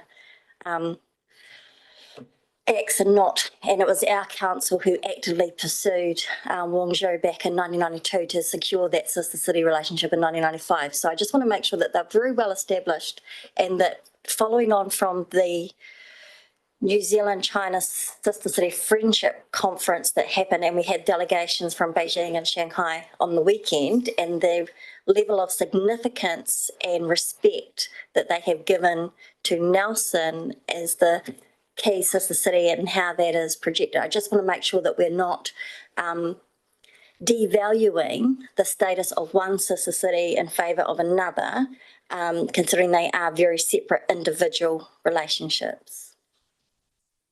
Thank you. Councillor Sanson? Thanks. When I look at this, it kind of looks broadly to me like we're allocating $20,000 per annum to sister city relationships, except in years 2, 5 and 8, where we're allocating $25,000 per annum in each of those years to sister city relationships. Is that correct? Sounds like a lot of money to me, given other, like the interrogation that we gave to like the Community Development Agency, which is like going to be looking after. The other thing that I would note is that with respect to the final item, I asked council staff what had been the historic level of expenditure, and it was substantially more. And I have indicated that in the current financial circumstances, it would be quite inappropriate for me to ever travel at the expense of the ratepayer. And so it is, in my view, a reasonably minimalist budget. It is no more than the status quo was previously, so it's no change. What is different in the development of the Community Development Agency is you are effectively making a decision to establish a new organisation of $100,000 per year. Sure. Nick, it's less a question about the 5,000 and 2, 5 and 8, but I guess it's just that the first two parts, 26 and 27, are allocating $20,000 per annum to sister city activities without travel. Is that correct? If I can speak to that. The reason that this has come up is because staff had tried to reduce those budgets, and the feedback we got through submissions was, we really needed to protect these relationships because we have entered into them and made a commitment. So we're really just bringing it back to where it would be in terms of those first two. It's a little different to what was in the previous LTP. I asked the question, for instance, the Miyazu relationship hits 50 years in year 2 of the LTP. It's the second oldest sister city relationship, and I felt, having had signals from the Miyazu community that they had an expectation of a visit, was to have absolutely nothing in the LTP just didn't feel quite right. I have councillor Stallard. Thanks, Munich. Do we have any metrics that we use to gauge like the value of this investment, you know, because I know we talk about trade and other things as well. Do we seek to assess that or we just don't assess it? I think that the truth is that I've had quite a lot to do just simply since I've been mayor as part of my role as mayor with 3 of the sister city committees. There's an enormous amount of volunteer effort that they put into the organisations, including we've got exchange students coming. The difficulty is that if you wanted to have a detailed investigation into how much economic benefit, etc., from them, for the amount of money of these sister city organisations getting $4,000 or $5,000 a year to get some economic assessment of it, you'd be spending more than what the total grant was worth. They're minimal amounts. It's a token grant, in my view, from the Nelson City Council to support a voluntary organisation. At the public meeting that is planned next week with respect to the United States, I'll be making quite plain that any support from the ratepayer will be in the same mode, and the only way these sister city relationships can be maintained is if there's a strong volunteer base. Any further questions? If that being the case, I think the resolution was moved by councillor Rainey. I'm happy to second. Open for debate. Councillor Brand. Thanks. So just on the sister cities, as the council appointed last term and this term, the level of work that actually goes in and the benefit to Nelson and the economic as well as the international student exchange and future prospects is actually tenfold to what we actually do. And the work of the volunteers in those community groups who manage those relationships on behalf of council. And Nelson is seen as one of the standouts in New Zealand of how we manage our sister city relationships. And that speaks in loud in volumes to the volunteers of those organisations that manage that on our behalf. Now, on the weekend, one of the economic presentations of how Nelson benefits through the sister cities is they actually show businesses in Wangshire and Zhangjiang that actually have underneath their business name that we are sister cities with Nelson New Zealand, and they sell New Zealand Nelson products on their shelves, which gets sold tenfold and reaches out. And those people, when they connect through the Consulate General and through the embassy to come to New Zealand, they make a point of coming to Nelson. And one of their trade delegations, who was actually at the business forum as well, he meets with Nelson because that is how high a status that they deem important for the Nelson sister city relationship. But he won't meet with the other sister cities when they go because of how much work, effort and trust that has been built over since 1995 and then with the second sister city in China in 2014. So it was very interesting to hear how a country that has the city alone of one of our sister cities has 1.4 million people, and we're a little city of 55,000, and they treat us to the same degree for the far-reaching aspects of what they see and how that benefits. Now, the other sister city last year, 2 years ago, trying to think when it was, when we celebrated the 45th anniversary of the Miyazu sister city relationship, and we were in COVID lockdown. And it was organised via Zoom instead of the delegation coming over from Yazoo.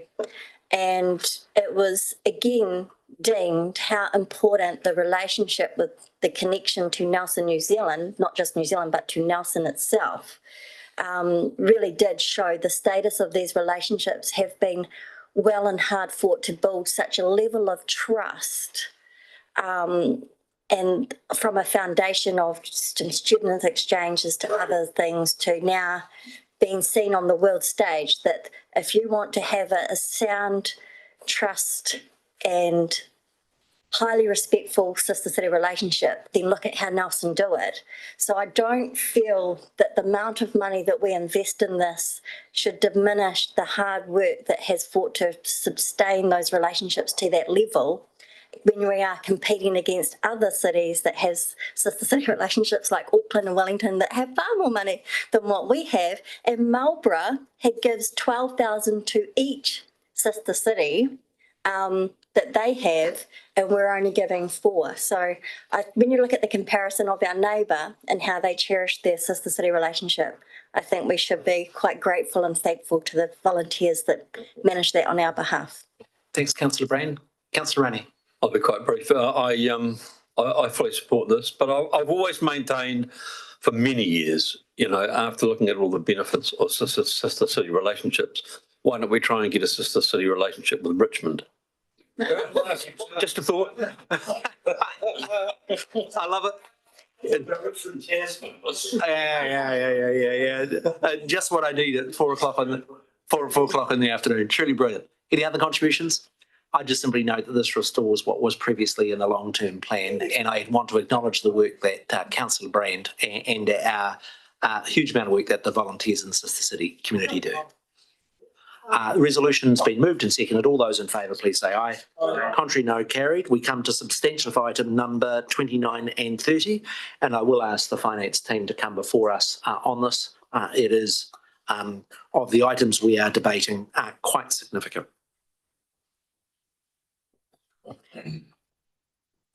Through the chair, so we received some submissions that were concerned about how close we were to our debt limit within the long-term plan, and so what officers are proposing is that that we would, as well as repaying the August 22 weather event, we would also at the same time replenish the General Emergency Fund by putting $17 million in the last 4 years of the plan.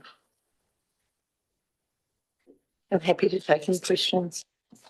Because it is a substantive item, I would invite you to come up to the table just to enable us to be able to ask questions. I'm not sure how many there is, but I do want to treat this item with the seriousness it deserves. We've had substantive discussions on items that are worth $20,000, and this is an item which is $17 million, and I think it deserves the scrutiny that our ratepayers would expect.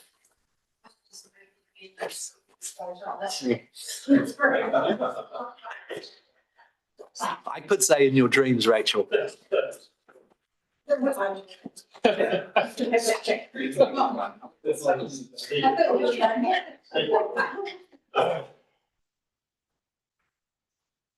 So, councillors, this proposes a substantive increase in the rates in years 1, 2 and 3 and the repayment of the General Emergency Fund. It took me some time as mayor to get my head about what the General Emergency Fund was. I had dreams that it was a big pot of money sitting around somewhere, and was somewhat shocked to provide, no, it was a big pocket of debt sitting in the emergency fund. The original judgment that was put together when the long-term plan was put together, that with the $59 million net cost of the storms, that we would make no progress on funding it, and this recommendation makes a change of tact around that. Question from Councillor Hodgson. I know we're going to touch on it tomorrow, but that earlier amendment that popped up around the extra reserves in the solid waste account, does that change our debt position or our proximity to the debt cap? And does that change at all officers' advice relating to this, given that it's just popped up? Through the chair, no. Basically, when we looked at the rates increases in those latter years, so it impacts the rates in years 6 to 10, they were reasonably low rate increases. And so our proposal when we looked at it was by lifting them roughly about 1% in each of those years.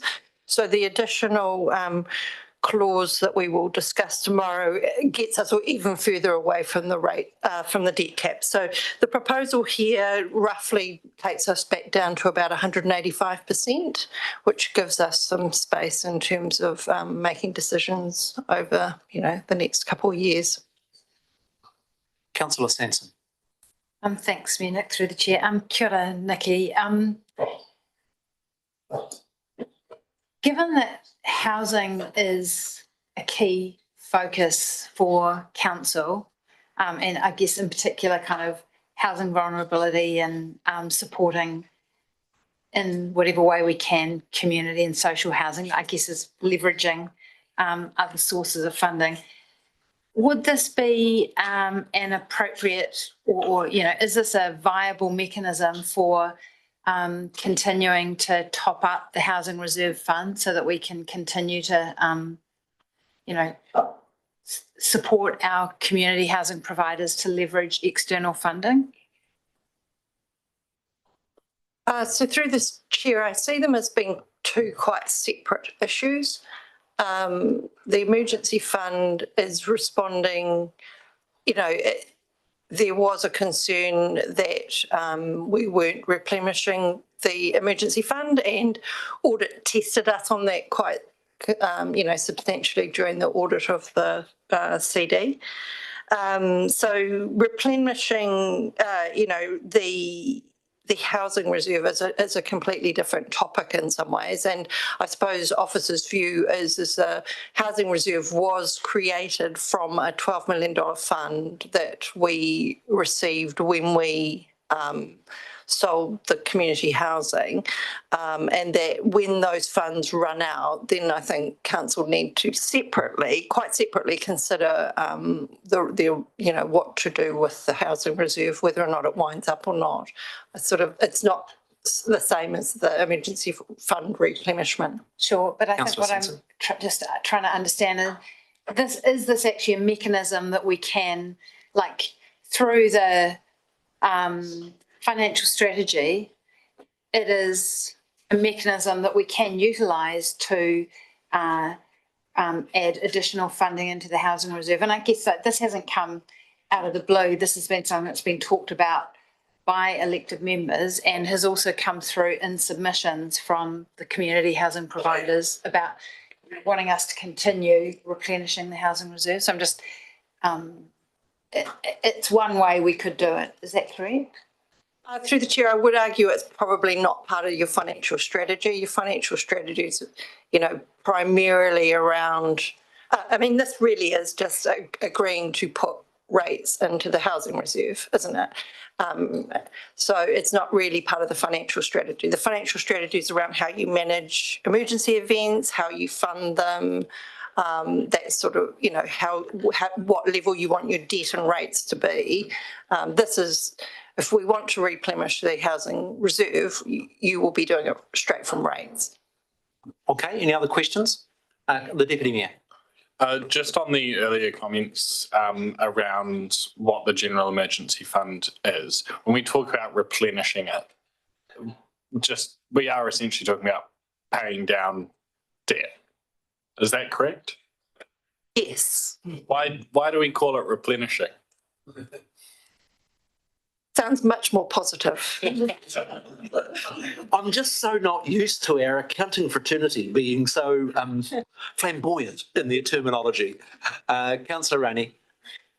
So if in the year 2030, 31, 32 or 33, we had gone ahead with putting funding into the housing reserve, the housing task force potentially would come up with a project that it could suggest would support it. It would have to come to council in order to put that suggestion to council for voting anyway, because that's how the delegations work for that task force. There's nothing, my question would be, if we didn't fund the reserve, there's nothing to, of course, in the future for the housing task force to not come forward to council with a request anyway, correct? So actually, either way, we could end up making requests to council on a project by project basis. I just thought, I mean, am I right in thinking that? Or this would just be a mechanism to earmark a certain amount of funding? No, I think you're correct. You could bring any proposal to council and rate fund it in that year. I mean, I suppose this is a mechanism for establishing continuity of that fund longer term by doing it now. Okay. Deputy Mayor. Just in relation to the Housing Reserve Fund, and I guess more our financial management in relation to debt is the Housing Reserve Fund offset against debt, or is it is? Through the chair, yes. So as it gets drawn down, your debt increases. So we've got a planned drawdown of it. And I was thinking that if you were going to put these funds into the Housing Reserve, you would plan to spend them each year because it's, 500,000. Okay, you want to, Councillor Hodgson? Two things. I just wonder if the amendment, it doesn't feel like an appropriate amendment to the resolution. I just wonder if it should be raised as a separate item, probably tomorrow as a council proposal. It just doesn't, I don't feel like I can navigate my way through this now. That was my initial reaction. Council officers made a different choice to include it today. I think it's a bit arbitrary. We need to deal with it at some stage. It interrelates to the overall question around debt. I'm happy to accept the officer's recommendation to deal with it today. I'll flag. It should be. We're talking about $2 million, and it will be substantially debated. And I will not be supporting it, but I'll be indicating that at the time of the debate. Just another question. It's kind of different, and so it's just literally just popped into my head. Where are we at with funding depreciation? Are we fully funding depreciation through this LTP now? Because I think these two kind of interplay quite a bit in terms of our debt cap. So through the chair, we're not fully funding depreciation, but we are running balanced budgets through the long-term plan. Do officers have a view on whether, in effect, it's kind of feels like the same thing, but it might be more appropriate, in my view, potentially to fully fund depreciation rather than replenish the general emergency fund in those later years? Do you have a view on that? So through the chair, I mean, the strategy we went out with was around phasing in that fully funded depreciation over a 10-year period. I mean, there is an option of changing your approach and doing that, but I think, I mean, this is really the cleanest way of dealing with the emergency fund deficit that we thought. Councillor Sanson? Thanks. Nikki, can you, if you have that number, remind us how much in debt the emergency fund currently is? Is it 17 million or is it 40? 14? 1.4, I think, isn't it? 14. Or is it? So basically it's a debt that we've accrued because we keep having disasters and need to pay for them out of something. And so we're just looking to try to clear that debt. So it's not like we're going to build up a pot of money. We're just trying to clear the debt and rate funding for it. Is that right? Like we're not replenishing the emergency fund. We're just trying to pay down the debt on it. Through the chair, yes. I mean, these are decisions that were made during COVID in terms of rate increases as opposed to emergency events that have created a lot of that debt. So it is just paying off those events through rates. Councillor Stella, then Councillor Brand, and then Councillor Skinner. Thanks, Nick. This whole concept of the emergency fund and debt, is the best way to think of it as debt headroom? Through the chair, yes. I mean, effectively, the consultation document that we went out with had us sitting at about 198% against a debt cap of 200%, and there were submissions raised that we were a bit close to the headroom top cap. Yeah. So in effect, having the emergency fund, having a greater debt there means you've got more debt headroom. It's actually a positive thing. Is that the case? Through the chair, yes. But yeah, so effectively you are raising the rates and rating to pay that debt off. And finally, the amendment, and this is all sitting within our financial strategy, to me, it looks curious, and I wonder what an auditor would think of. But after today, we can pick the amendment. If we pass it out of financial strategy, it will sit in a more appropriate place in council's books. Is that the case, or does it have to stay in financial strategy, the funding of the Housing Reserve Fund? Through the chair, I think, as I said before, I don't really see it as part of our financial strategy. I think it's a similar mechanism, and that's why Councillor Sanson's linked it in here.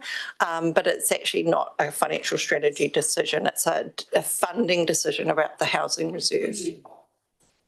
Councillor Brand. Thank you, through the mayor. I'm glad you mentioned that whole COVID thing, because that's what I was thinking, and then I thought I got the wrong end of the stick, so I'm glad you clarified that. So with the Housing Reserve Fund, did we have the conversation with the community?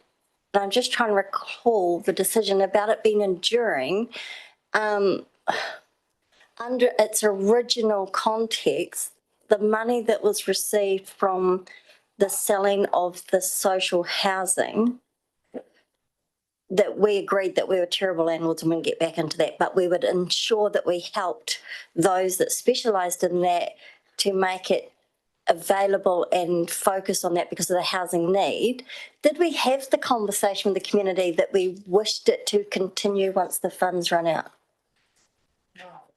So the amendment. No, we didn't. No. So the amendment then about noting that the intention is to continue making grants from the Housing Reserve over this period. So are we then saying that we want to make the decision to ensure that that fund continues because we haven't had the conversation yet? So are we getting ahead of ourselves? So I think that the question is one for Nikki. Oh, she's right there. Yep. I'm trying to think what's a decision about finance or a decision about process and strategy. So, yes, you're correct. When we consulted with the community around the housing reserve, it was about taking the 12 million of proceeds and that would be used in the reserve. There was nothing about when that is spent down that the reserve would continue. That just wasn't part of the conversation. So by doing this, you are making a decision to continue it and to fund it. So now would be the time to have that conversation. So a follow-up question would be, we didn't consult on the proposal to extend rates to, we did consult about changing the criteria on the expenditure part of the housing reserve, but we didn't consult on effectively increasing rates to fund the housing reserve.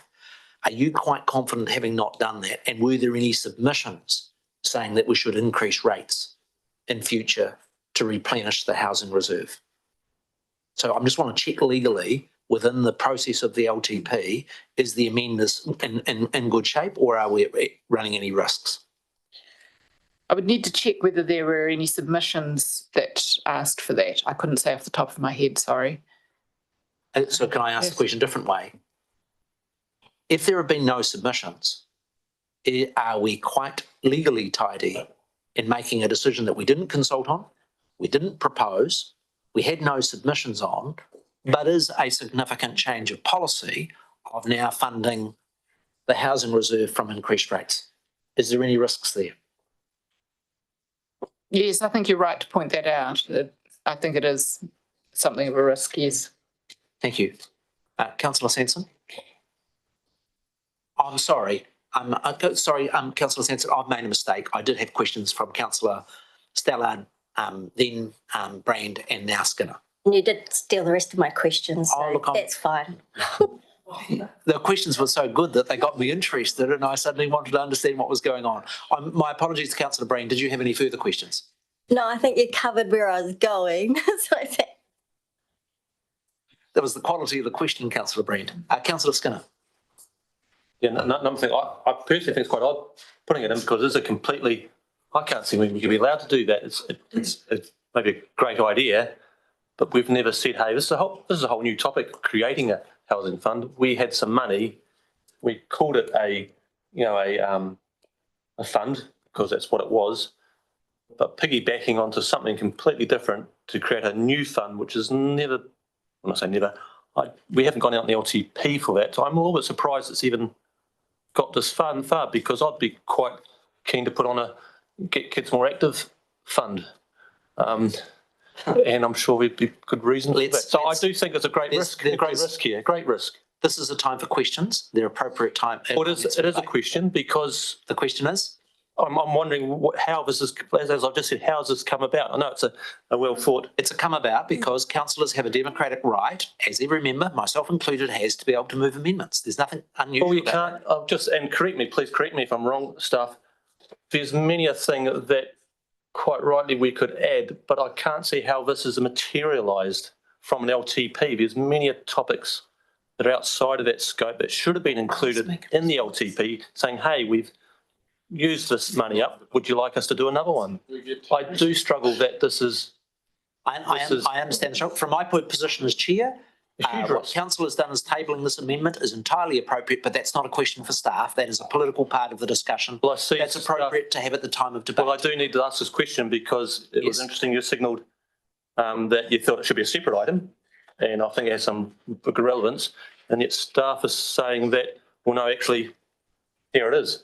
No, all that staff... They gave opposite. You said staff had given different advice. All that council staff did, and I have to say I have felt incredibly well supported by the job that Nikki has done, is Nikki has helped me order the agenda about when we would process things. And because it related to the long-term rate and increase, the question was whether it be dealt at this time in the agenda tomorrow morning. Her advice was to handle it now, and I think it's... as a new item? Well, it is a new item. On the other hand, it relates to the scale of the rate increase in future years from years 6 to 10 in the LTP.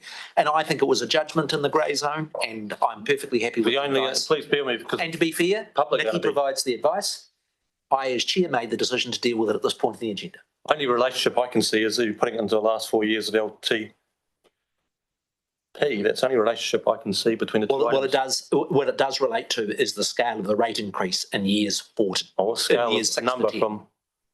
Anyway. Okay. So one more question. Yes. That was very helpful with giving the perspective of the auditor triggering us to pay back the emergency fund.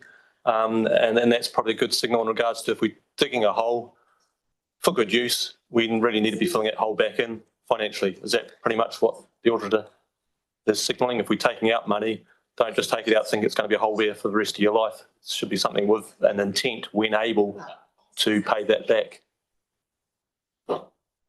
Yes. So through the chair, the audit were concerned that we would have the ability and the debt headroom to fund events, and we could show that we did have the ability to fund other events, but you know, the emergency fund was one aspect that they can. And that sounds very prudent because we are hoping the sun shines in the last 4 years of the LTP. We might find it does or doesn't or does earlier.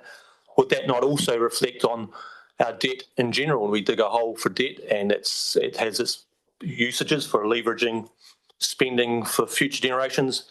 I would imagine that would be the same response from auditors. Said, hey, okay, you're raising your debt from 120 to $500 million or 500 million for 10 years. I hope you're looking at paying that back at some stage when the sun shines. Would that be a likely, or hasn't already come about from the auditor? Through the chair, the audit were happy with our financial strategy that we went out for consultation on.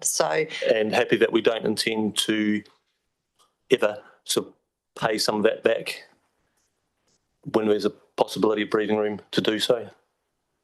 Through the chair, we repay debt all the time, right. And raise new debt. So, okay, I just indicate for commentary that it's a great prudence in looking at that emergency fund, which has been very helpful. That we can pull it back, give it some headroom in the days of sunshine. I'd like to think that's the same outlook we have for our greater indebtedness running the city. Thanks, Councillor Skinner. And there will be the opportunity to comment. I asked a question earlier and Nikki now has an answer. My question was, were there any submissions in the LTP process that requested a replenishment of the Housing Reserve Fund? And Nikki has new information. Yes, so I'm told that there was from the Nelson Tasman Housing Trust a request around this, which supports what's been put forward.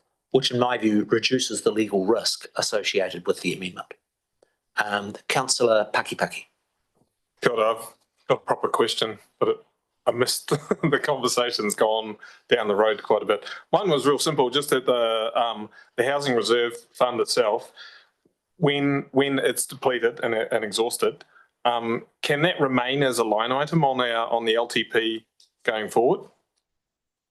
Like once it's done, it hits the zero. Do you automatically take it out, or is there a chance for it to? Yeah, I'll let Nikki answer that. What happens when a reserve actually has no funds left? Through the chair, I mean, council, yeah, when it disappears, and if there is no intent to replenish it, then it would just be removed as a reserve. Councillor Hodgson? It's two questions, different topics. The first one, housing reserve contributions, the top-ups, is that OPEX or CAPEX? The $2 million? It's OPEX. It would be a rate increase to put those funds into the housing reserve.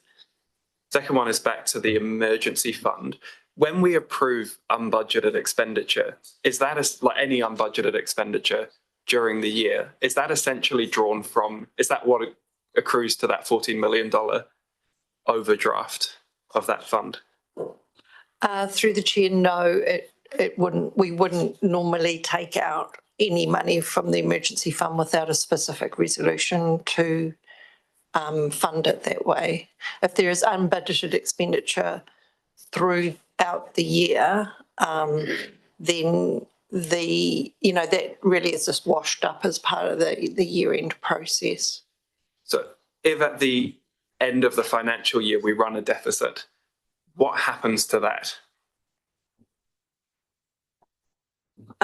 So it is effectively funded through debt or from, historic surpluses. Okay, I think we've had a good run of questions. It's my intention to move resolutions 29 and 30 from the chair. Is there a second? I'm happy to second. Thank you, Councillor Brand. I will speak in moving the resolution.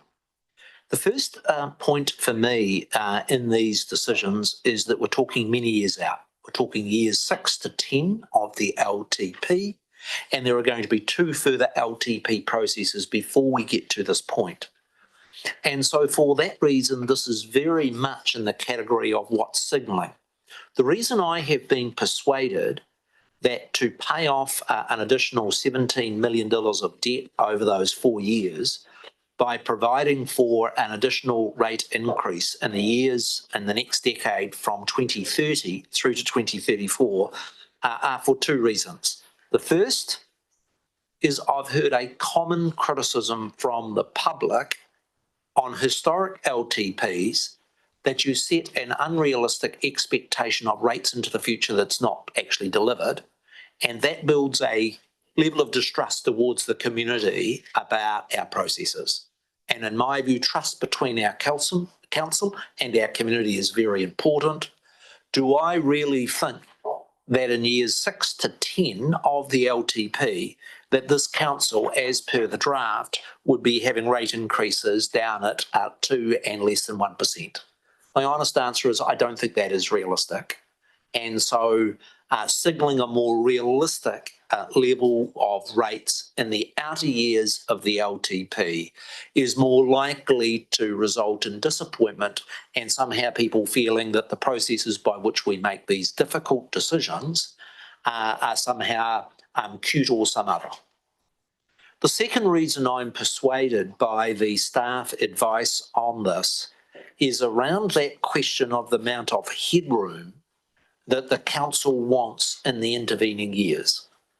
We've got ambitions, and the work that the Deputy Mayor is doing around the revitalisation of the city, whether it be the work that the Haven Task Force, and there are other things that I suspect over the next 5-6 years council might wish to do. And I think that if that debt cap over the 10-year period is right at the limit, council is going to be forced into a position of having to either review the debt cap or change the financial strategy. And I think it's, at this point, it's about what is the best that you can predict the future. And my view is the best that we can predict the future is to give this council some headroom about other things that it may wish to do over the 10-year period, rather than saying absolutely everything that we're going to do in the next 10 years is covered in this existing LTP. And when you're looking out to that broader horizon. The third element for me is the future is always unpredictable.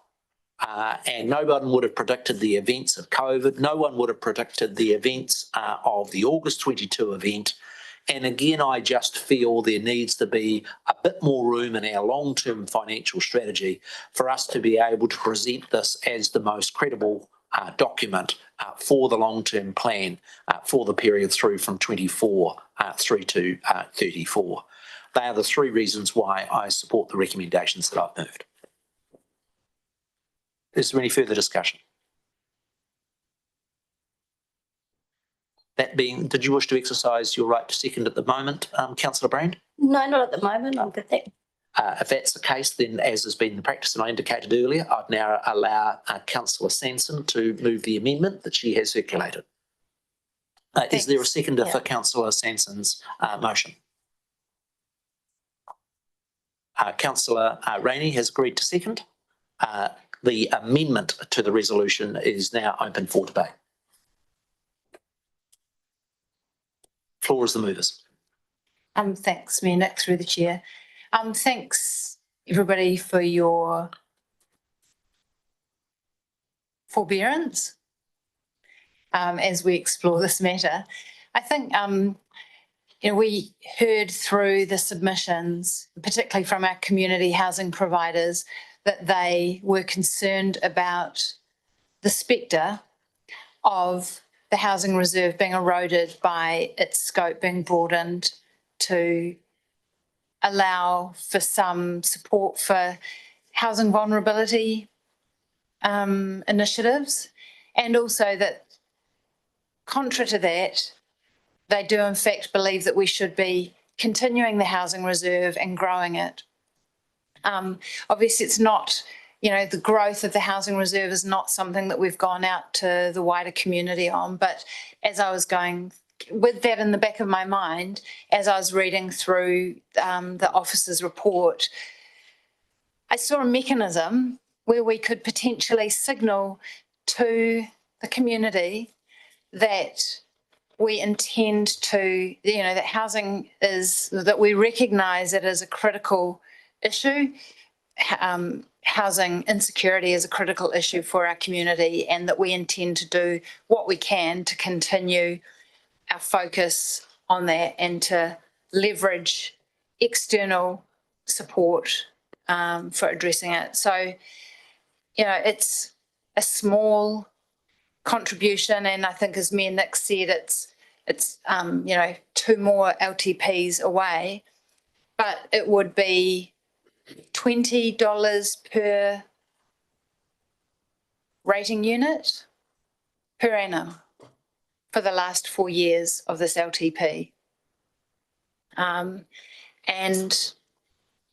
I think that, if there is, I think that's absolutely unlikely that we're going to solve the housing insecurity issue in the, by that time. I think it's, if anything, it's probably going to worsen. And I think that it's important that we do what we can to signal our focus on it. Thank you. Other speakers, Councillor Rainey. I certainly think this is worth supporting. I hear around this table from time to time the comment that council shouldn't get involved too much in housing. It's not really our core business. It's not for us to do. Well, if we don't give consideration to housing, why not?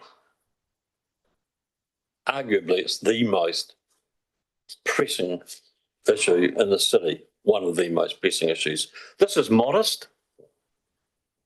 I think it signals quite clearly that we're open for business in terms of leveraging the kind of activity that other housing providers, or that housing providers can, the kind of activity that they are clearly indicating that they're wanting to get involved with. And as Councillor Sanson says, that's just a level of activity that's just going to grow exponentially. So I do think this is in many ways prudent. It's clearly signalling that as a council, we do take this seriously and that we do have a commitment to the community and that we do have a responsibility to be given consideration to this. Now, in spite of the earlier comment that I listed from Nikki, in that we could, the Housing Task Force could come back to council with things on a project by project basis. That can always happen. But this just sets in place a certain amount and that we know that it's there and it's clearly articulated to the community that we will be doing this. So I do think this is a really good idea. Councillors, I'll take my contribution. I do not support an additional $2 million of rates being signalled on the community for replenishing the housing fund. And there are a number of reasons for that. What is different to the base resolution is this is not about increasing rates to reduce debt and improve council's financial position. It's about increasing rates to increase council's activity in a significant area. I also believe that for us to be making a decision about what the priorities are going to be in 2030, I think is making a level of prediction about the future that does not exist. As an elected representative of this community for 30 years, I would say to you that what was the topical issue when I was first elected in 1990, that huge issue was unemployment. By 1995, that issue had well and truly moved on and there are other concerns. Again, another 5 years later. And so I think it is a mistake for council to be saying today that in the year 2030, the priority for additional rates is going to be the Housing Reserve Fund. And I am one that is actually optimistic about the core pieces of machinery and turning our own Plan Change 29 and many other things, that issue might be quite different in 2030. The third concern I have is about process. This is a significant change in council policy. And for us to be making a significant change in council policy, we are sure one of the organisations that would benefit from it has said, we'd like you to do it. And they weren't as explicit as saying they wanted us to increase rates to do it. Is no surprise, but actually there has been no proper engagement with the community about the significant change in policy that it represents. But here's the really crunchy part of where there is a challenge in the resolution before us. You will have read 100 times of the tension that exists between central and local government about what they do and what we do. It is my view that housing is a core responsibility of central government. Housing is an issue that is actually $150 billion per year is spent in our country. In our own community, the government spends over $80 million per year. And the reason that council's role in housing can be so constrained is, guys, we only have a very crude funding source of rates. Central government has so many more tools and takes more than 10 times what we do from the community. And it's almost one of those areas of where angels fear to tread. We can hardly be critical of governments of what of their political flavour of saying you keep dumping extra responsibilities on our plate that forces up our rates, where we are effectively, with this resolution, stepping into an area to take additional responsibility. Now, the unique heritage of the Housing Fund was that over the period of the 50s, 60s and 70s, central government subsidised council into housing. I saw all over New Zealand that councils were not particularly good at running housing. When the decision was made to exit housing, I actually support the decision that that funding that had originally been provided from government be ring-fenced for that purpose. And that is how the housing fund that we have right now has come to exist. It is a significant change in policy to say that we're now going to rate the citizens of Nelson for this new function of housing. And so even if you supported the idea, my view is that making decisions 6 years out, making decisions that are a substantive change in policy, making a big step into an area which is a core responsibility of government, in my view, would be a mistake at this time, and particularly a mistake at a time when we are imposing the largest rate increase in more than several decades. This is not the time to be imposing new rates for a new responsibility. Any other speakers? James, Councillor Hodgson. Yeah, look, I do want to just acknowledge and commend Councillor Sanson and Councillor Rainey for bringing this to our attention. And look, I think most of us share the passion for addressing housing need. I think if you asked, I was speaking to some social work students recently, if you asked them what the biggest issue in Nelson, when you talk about social issues, it is housing. But when we look at the long-term plan and we look at what we've consulted on, the discussions we've had to date, I think this would be the biggest piece of new operational expenditure in the whole plan. And I think as a council, when we're looking at how do we address housing vulnerability and the housing challenges of our community, we have to be incredibly strategic because of all the points that Nick's just raised. I think this is a massive conversation for us to have. I don't feel comfortable supporting it at this stage. I potentially long-term don't feel comfortable that this is the best approach for council to take. But I do just want to acknowledge the passion and the thought that has gone into this. Councillor Brand, then the Deputy Mayor. Thanks, through the Mayor. I sort of felt like I didn't need to say anything because you'd summed up everything I was thinking quite well, Mayor. But having worked in a sector, and you raised during earlier discussions about the accommodation supplement and about the housing, and having worked in the health and social service sector for a very long time and having worked for government and non-government agencies and supporting people through that space, the housing shortage and the cost and affordability of housing, as I reflect back on the MP Rachel Boyack's submission and the intent of what we did discuss with the community when we sold our social housing portfolio and created this space to address the housing needs of our community, and how it was set up in the enduring process of that and what would be the scope. And then this term, that scope has been expanded upon. I feel that if you wish to have the community behind this and support this in such extreme financial terms where households are really feeling the pinch, and I know people who are selling their homes because they won't be able to afford to pay their rates or water rates and other things that they have discussed with me, and also talking with investors and property developers about whether they wish to choose to look at the housing and do that in the Nelson region or look at other regions where that works. I feel that we should have actually had a consultation with the community first to take this step. And nothing is stopping us in the future of this term or future councils to have that conversation with our community. But I feel that this is not the right time to put that burden onto the ratepayer. So, hence why I support the original amendment. Thank you, Councillor Brand. The Deputy Mayor. I've been caught out by a desire not to want to be a hypocrite, and I'm sensed that tomorrow I'll be borrowing some of Mayor Nick's language for another proposal that we'll be discussing, and as such, my position on this has shifted in that in terms of the policy outcome, I think it is something I'm very supportive of, and I think we have to be careful in terms of our language choice here around technically everything we rate is a burden. The outcomes, though, determine on whether or not it is a net positive or a net negative.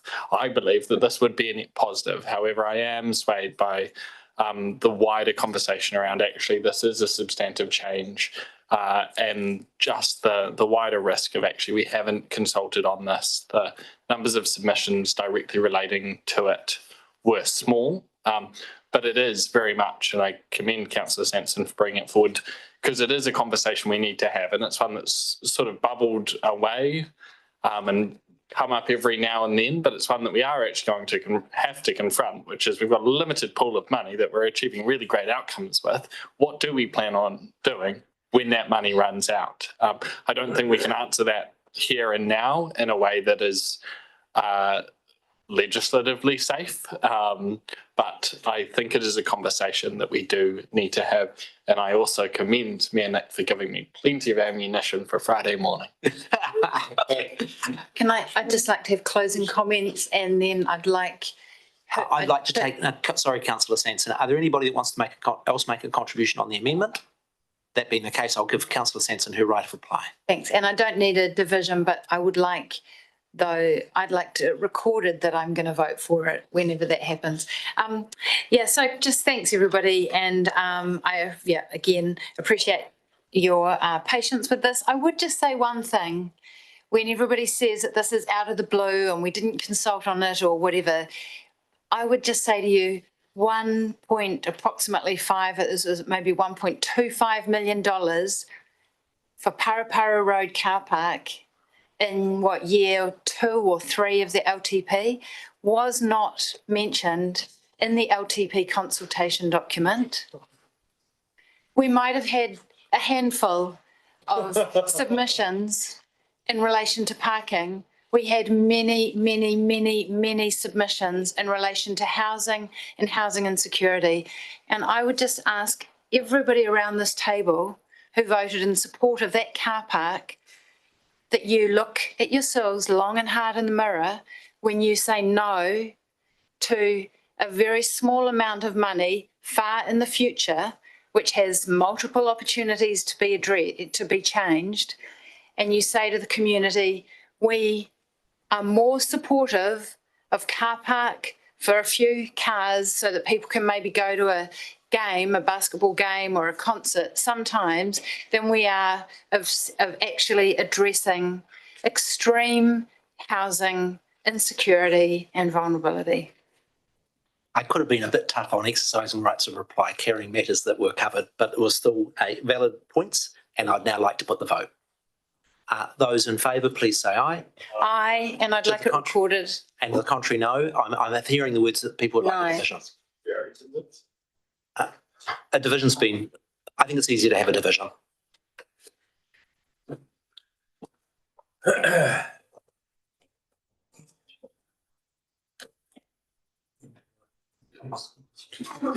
To be clear, this is on the amendment that has been moved by councillor Sanson. Okay, division on the amendment. Councillor Anderson. Aye. Councillor Brand. No. Councillor Courtney. No. Councillor Hodgson. No. Councillor Pakapaki. No. Councillor Rainey. Aye. Councillor Rolo. No. Councillor Sanson. Aye. Councillor Skinner. No. Councillor Stallard. Aye. Deputy Mayor. Aye. Aye. Thank you. Mayor Nick. No.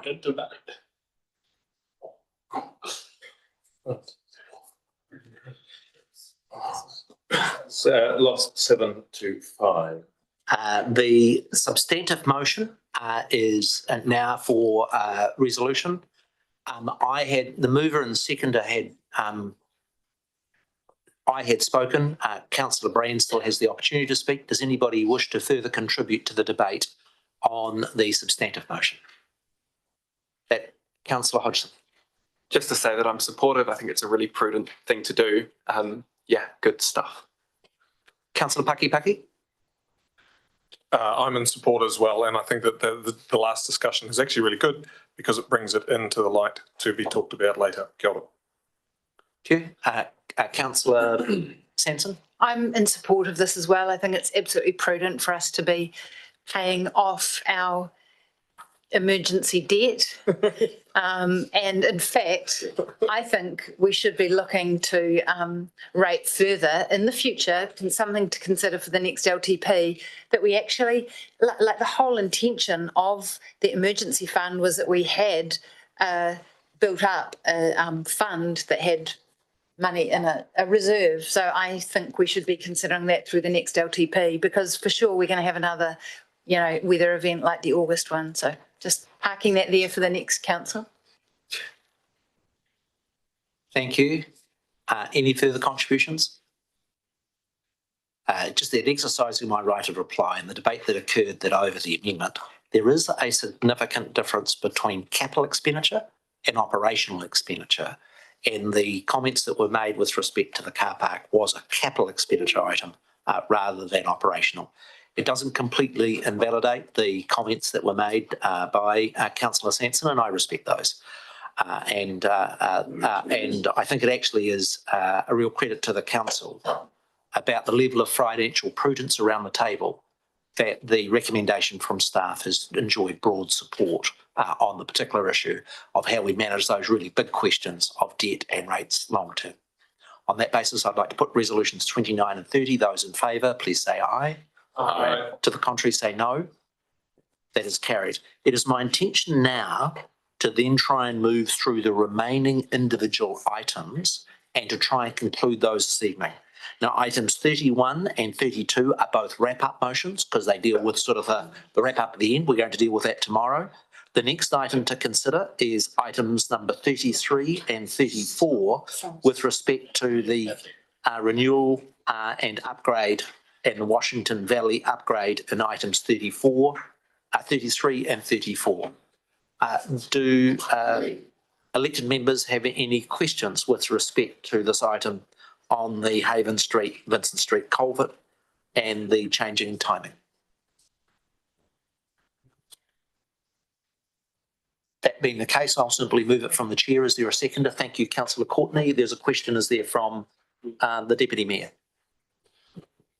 Just in terms of, I know that when this upgrade was originally conceived, it also included the potential for significant transport upgrades. And so just wondering where they now sit within the scope of this project. Sorry, is that for the Washington Valley upgrade or Yes. the? So yes, we've aligned.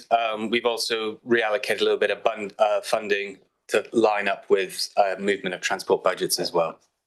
But the intention is that as part of that upgrade, it also includes transportation upgrades. Yeah.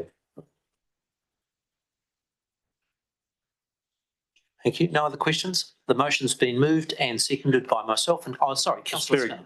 quick. We've done a lot of work down there. This is additional to the work we're already doing. What's this new work? Sorry. So this is so we're going to basically be going from where we've currently finished, and we're going to be renewing the culvert all the way to Saltwater Creek. And just quickly, it was unbudgeted because this is new work we didn't foresee, which I understand, but we're trying to take advantage of an opportunity. No, so this has been in our LTP for quite a while, this particular project. We originally had included 6 million in our LTP, but due to new information coming to light through the design process, we know that we need more money. Okay. And I'm having to rephase projects to keep it within our It makes sense. Cheers. I was wondering whether I thought we'd finished it. It's not a new project. It's a matter of updating the LTP with the we've had latest an ongoing project I fully support, and I was trying to understand why and how this has come about. Thank you. Does not seem very controversial. I'm going to put the resolution. Those in favour, please say aye. To the contrary, say no. I was moved by myself and seconded by Councillor Courtney. Okay. We now come to the Millers Acre Regional Bus Hub, item number 35. And this is about the capital expenditure for this project. Are there any questions that staff have on resolutions number 35? The Chief Executive is putting it on the straight and narrow. He saw the opportunity to ask questions of his own team, was getting excited. Councillor Rainey has indicated that he is happy to move. Councillor Sanson has indicated that she is prepared to second. No questions? No debate? It'll be great to get on with it. All those in favour, please say aye. Aye. To the contrary, say no. The next significant item, which was flagged as one that people would wish to debate, is the issue of public transport. This is items number 36, 37 and 38 on the agenda.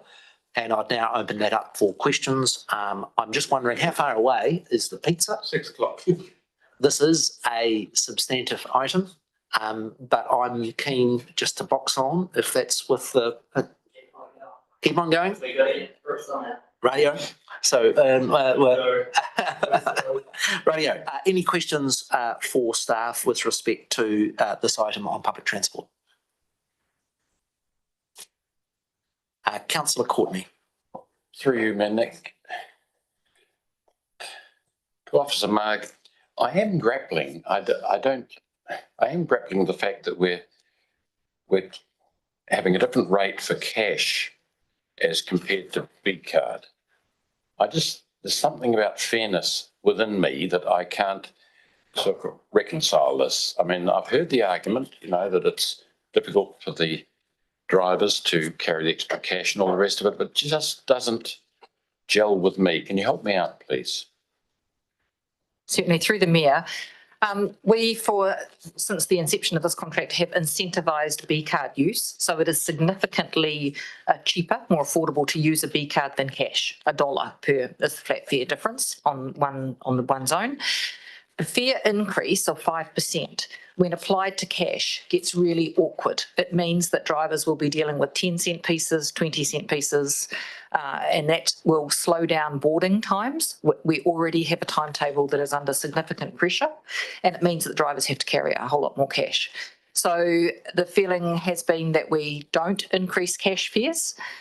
We leave them at those nice rounded, easy to deal with numbers, but there is still quite an incentive to use a B card. It's still quite a lot cheaper to use the B card. So in terms of equity, yes, we're applying it to B card, but not the other, but it's still a lot cheaper to use a B card than pay cash.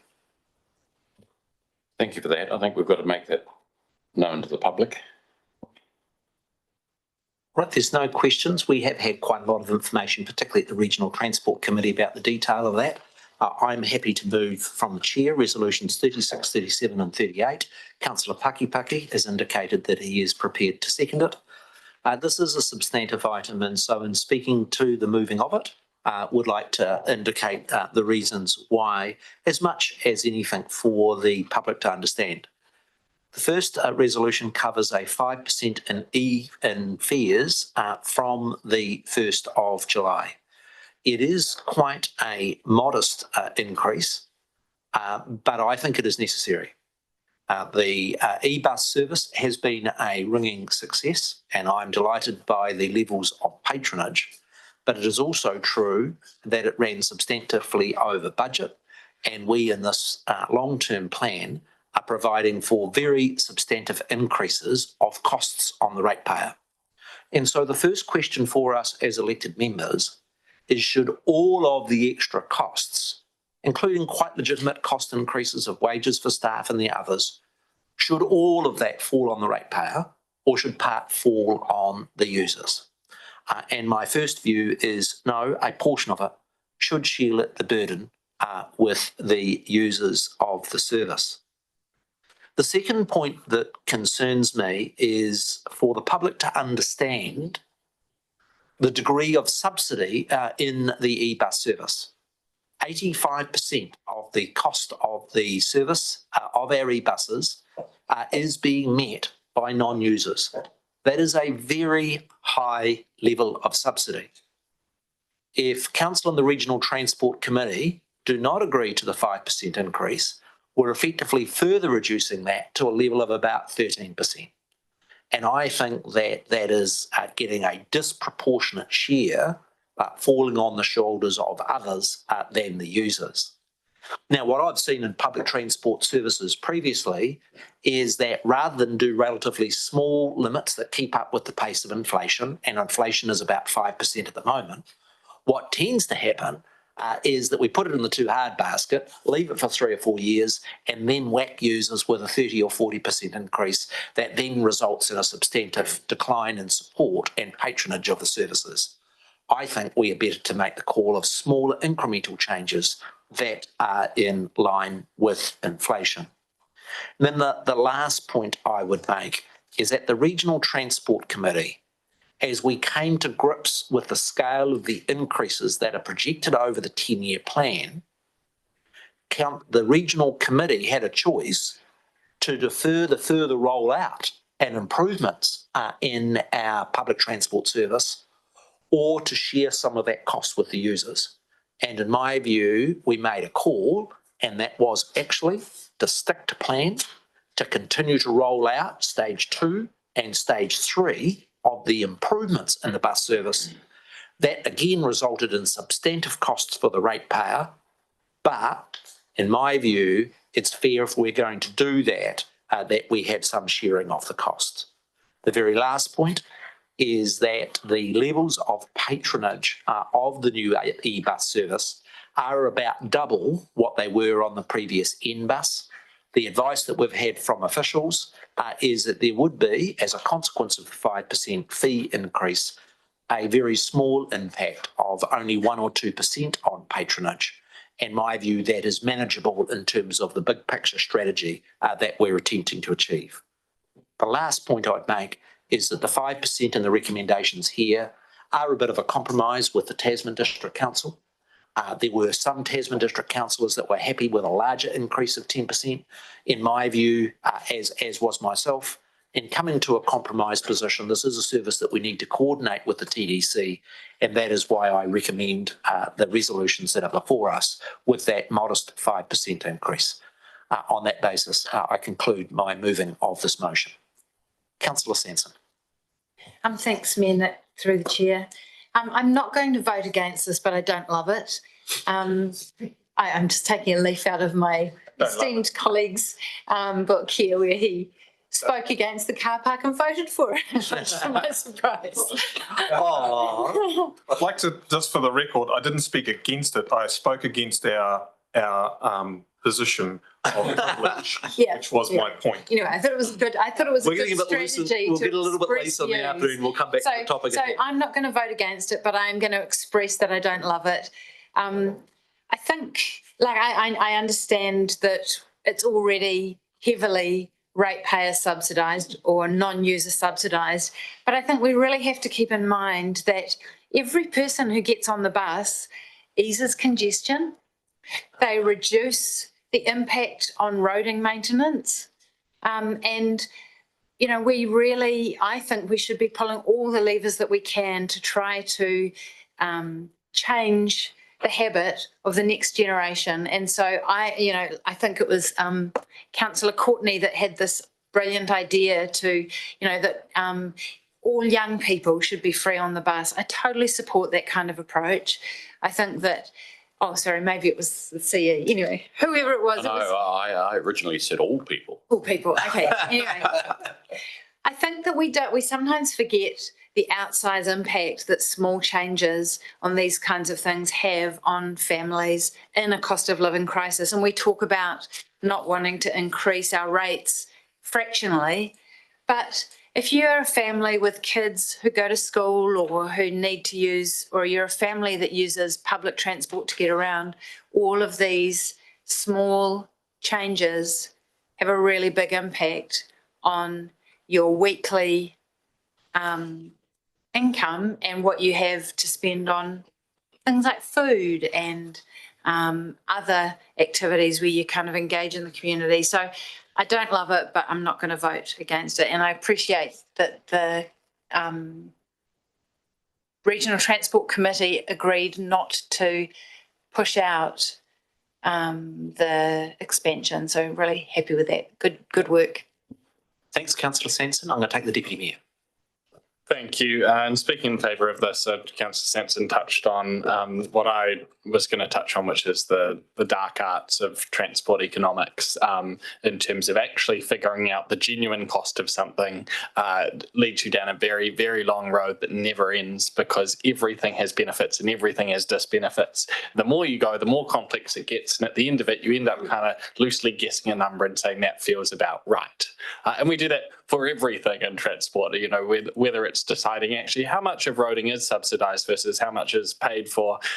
It all becomes a dark art. What I do just want to highlight a few things here is actually where some of these cost increases are coming from. One of them being the fact that we're going to have to start paying significant road user charges for our electric buses. Now, in principle, that would be fine if we were getting our fair share of wider transport funding.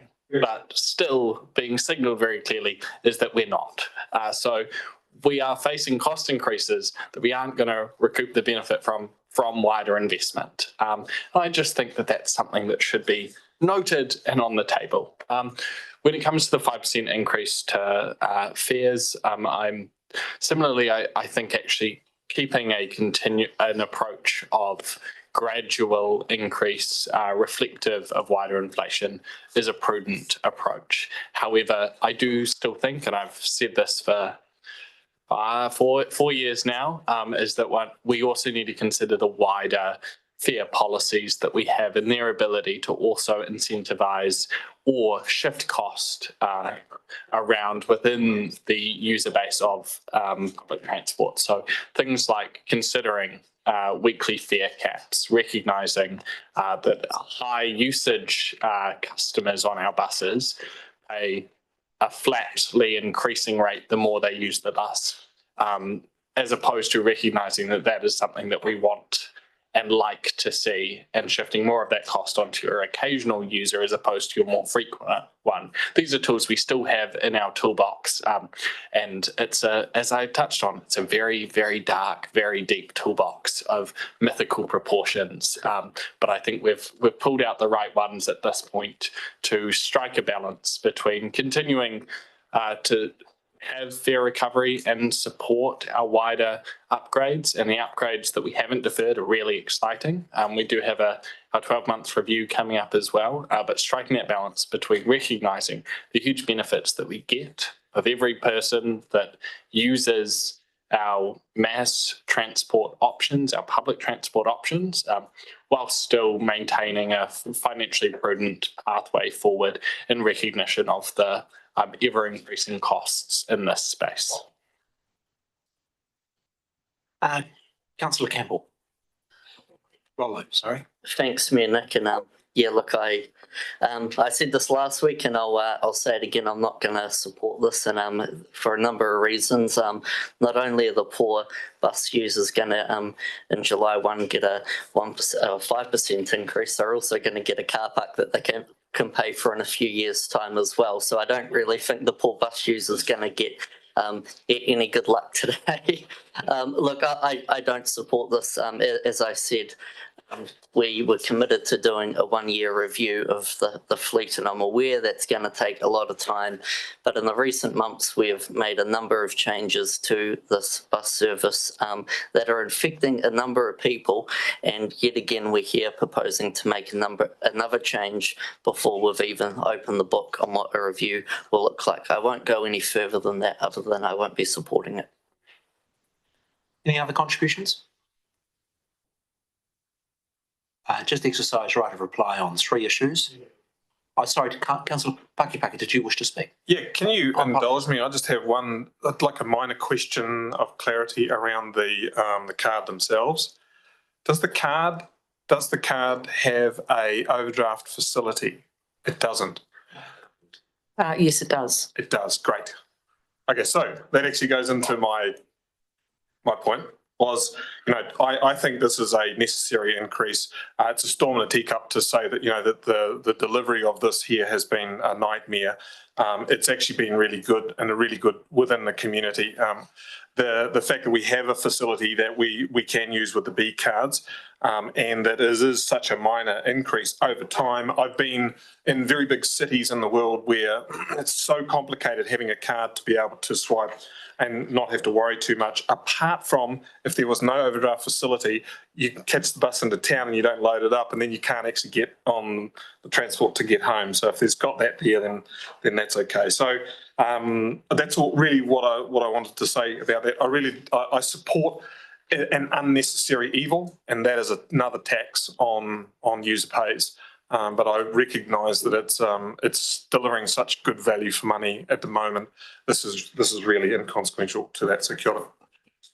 Thanks, Councillor Pakipaki. Just 3 points in exercising the right of reply. The first is for those that are concerned about the level of the bus fare increase on the 1st of July vis-a-vis the families that pay the rates. I remind you that the rate proposal we have before us with the 8.2% plus the $300 charge is for many families going to work out as a 15% increase. Relative to that, the bus user is facing 5%. The second thing is the bus service next year is requiring a further $340,000 of additional ratepayer funding. The small increase in fares will generate additional revenue of about $30,000. And so you can see there that the ratepayer is taking 90% of the burden of the increase. The last bit is just a little bit of an issue with respect to the B card. I think it's a good thing that 75% of those that are using the buses are using the B card to pay for it. It is a substantive discount, a discount of about 40% over what you pay for cash. And I think the decision that we are making to increase the B card fares, but not the cash payment, is just being really practical for our hardworking bus drivers, that they're not going to be playing around with a whole lot of change. And there is still a very substantive cost advantage for the bus user in using the B card. On that basis, I'll put the 3 resolutions. Are members wanting a division on this, or are you just happy to have it on voices? All right, so all those in favour, please say aye. Aye. To the contrary, say no. The ayes have it. We've got a couple of relatively simple items, and just because I'm as keen as much to make as much progress as possible, I would like to still chop through a couple more items before the dinner break. The next item that we come to after public transport is with respect to the Saxton Creek Stage 4 stormwater upgrade. This is a project that's been completed. It's just dealing with $200,000 of wash-up. Are there any questions that councillors have with respect to item number 39? Happy to move. Moved by the Deputy Mayor, seconded by Campbell Rollo. Is there any questions or comments? That being the case, I shall put item number 39. All those in favour, please say aye. To the contrary, say no. Item number 40 deals with regulatory services, vehicles and equipment, and is with respect to capital. Who is the staff member that's best to answer questions? Thank you, Nikki. Are there any questions on item 40? Councillor Sanson. Just a super quick question of clarification. Is this because we're bringing regulatory services in-house?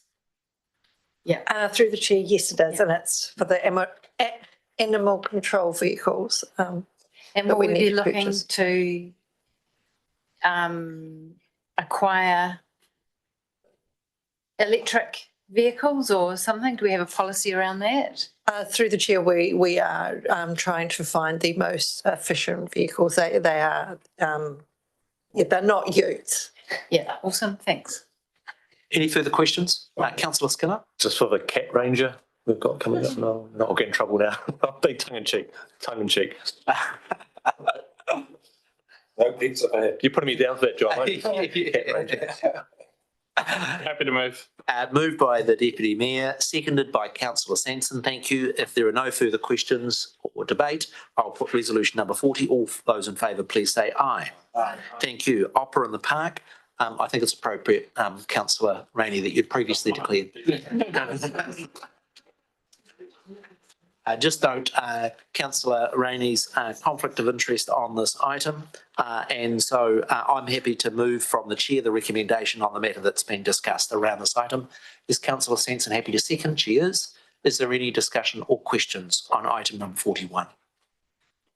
That being the case, I shall put it. All those in favour, please say aye. Aye. To the contrary, say no. That is carried. The next item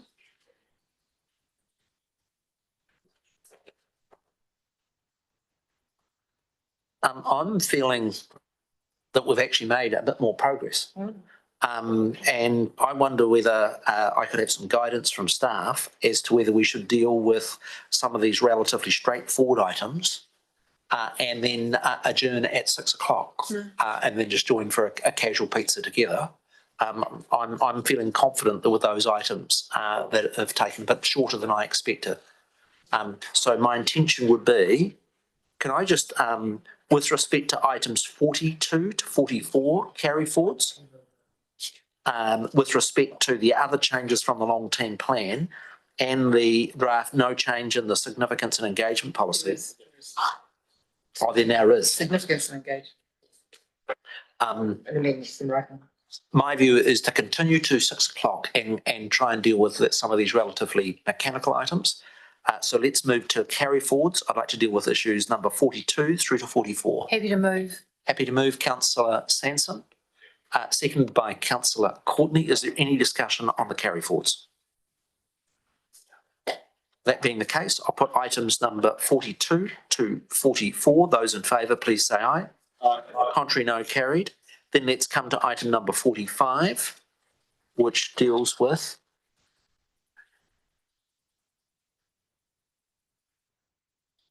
the changes to the draft LTP regarding changes.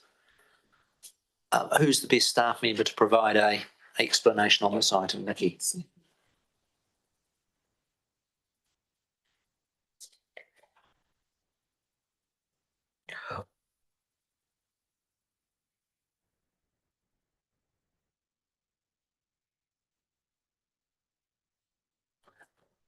So through the chair, so this is a similar resolution to the carry forwards in that it's just really tidying up and aligning some of the funding within the LTP. I'm happy to take any questions. The changes are outlined in section 7.24 to 7.27 of the cover report.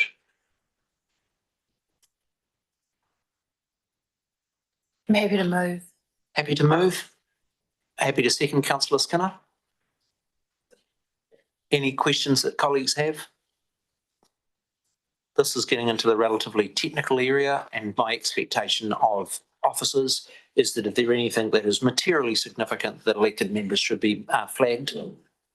I had some difficulty getting my head around it. It looked very much like accounting and financial adjustments that come through these processes.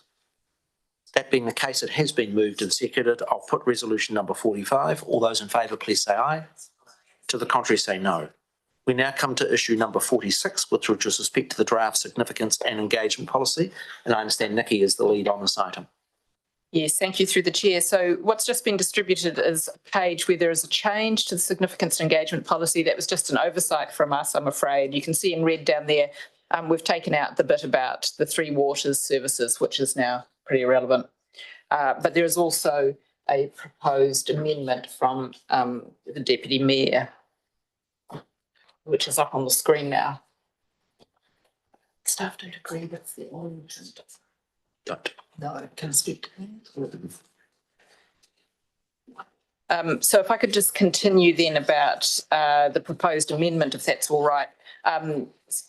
Staff are happy with the part which gives effect to the partnership agreement, but we would really not be very comfortable with changing the treaty principles to the articles, because under section 4 of the LGA, where it requires local authorities to facilitate participation by Māori in decision making, that is all based around the Crown's responsibilities to take account of the principles of the treaty, and that's the responsibility they put onto us. So we talk about the principles because that's part of our legislative context. So it would be very staff would find it tricky to have in our policy the articles instead. That's all. The question I have is, in the experience I had in Parliament, of which there has been huge debate about the principles and articles of the treaty, is that the language, including a number of pieces of legislation that I took through the Parliament, Crown Law's advice was always to use the language, the principles. And the reason for that is that the strict interpretation of the articles of the treaty, for instance, provide that Māori can only sell their land through the Crown. And that as a consequence, no one today would seriously suggest that Māori was only able to sell their land to the Crown. And that is the reason historically. And so my question is, what would be the implications of councils adopting a policy of effectively Article 3 of the treaty and the requirement that Māori could only sell their land to the Crown? I'm assuming we are not legally the Crown, and that would not apply to us. Yes, and that is why we've suggested that we delete from articles through to through to Waitangi and just give effect to the partnership agreement. That's staff's preference, not to include any mention of articles. Okay. Councillor Sanson. Thanks, Mayor Nick, through the chair. My question is, historically, the principles of Te Tiriti and partnership have been fairly immutable, but there is, like the articles, but there is a proposal under the coalition government to review the principles. So is there some risk that if we continue to use principles and then they get changed by central government, it changes how we give effect to things at a local government level, even if we don't want, like we kind of almost taking on that direction, even if we don't support it? And would it be preferable for us to actually be honouring the articles which are immutable? No, my advice would be definitely that if we can stick with the principles, if there is a change, and there's strong opposition to a change, so I don't know where that will go, that's something we could look at the time. But at the moment, this is definitely the legislative context that we operate within. And so to change it to articles, I think will have a lot of unintended consequences. Okay. Co? We're just doing questions. Yes, we are. Questions of staff on the implications of the. Okay, so I'll ask a question. The treaty principles, do you think that can fall victim to the government's proposal to redefine what treaty principles? Because I'll acknowledge when Nick worked under that umbrella, it was very well accepted. Everyone knew what they were dealing with, Māori, Crown, etc. But now we go into this territory where we commit ourselves to which could create us as victims of a third party. Is that, you're advising to stick with that? Do you think that that's wise, knowing that we can become victim to a third party? I do, because we can change this policy at any time. And if there's a change in the central government setting around principles and what they mean, that would be the time for us to look at it. But at the moment, the principles, we interpret them in the way you have expressed, and they're well understood by staff. So it is much safer for us to stick with our current legislative context around the principles. Is the document that we have in front of us with respect to the significance engagement policy the one that staff is recommending we adopt? So we have two changes. I've handed out a page where there's a line in red that staff is saying we want to delete. No, but are the amendments, I just want to understand, is the source of the piece of paper in front of us the amendment as proposed by the Deputy Mayor? No, that's on the screen. That's on the screen. This is what staff have provided us as information, and it would be as the amendment provides, except staff are saying that the red portion be removed. Correct.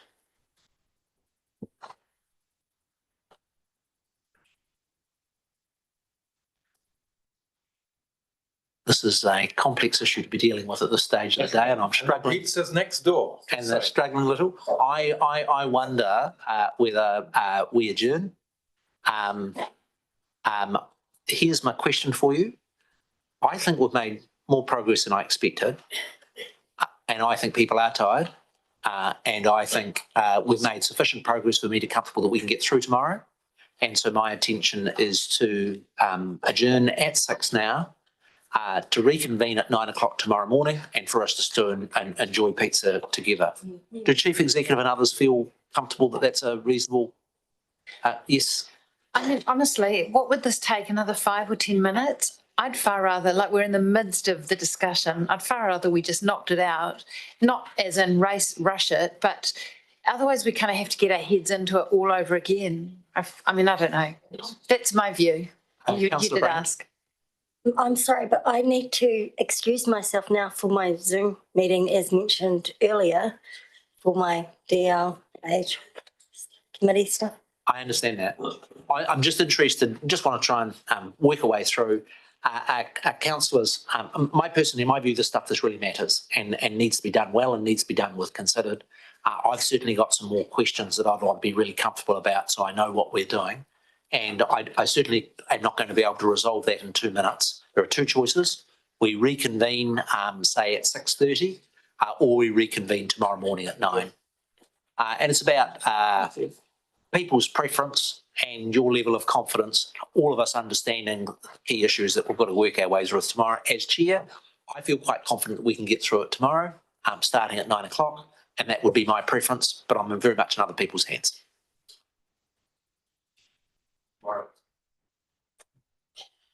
Do staff have a preference, Nigel?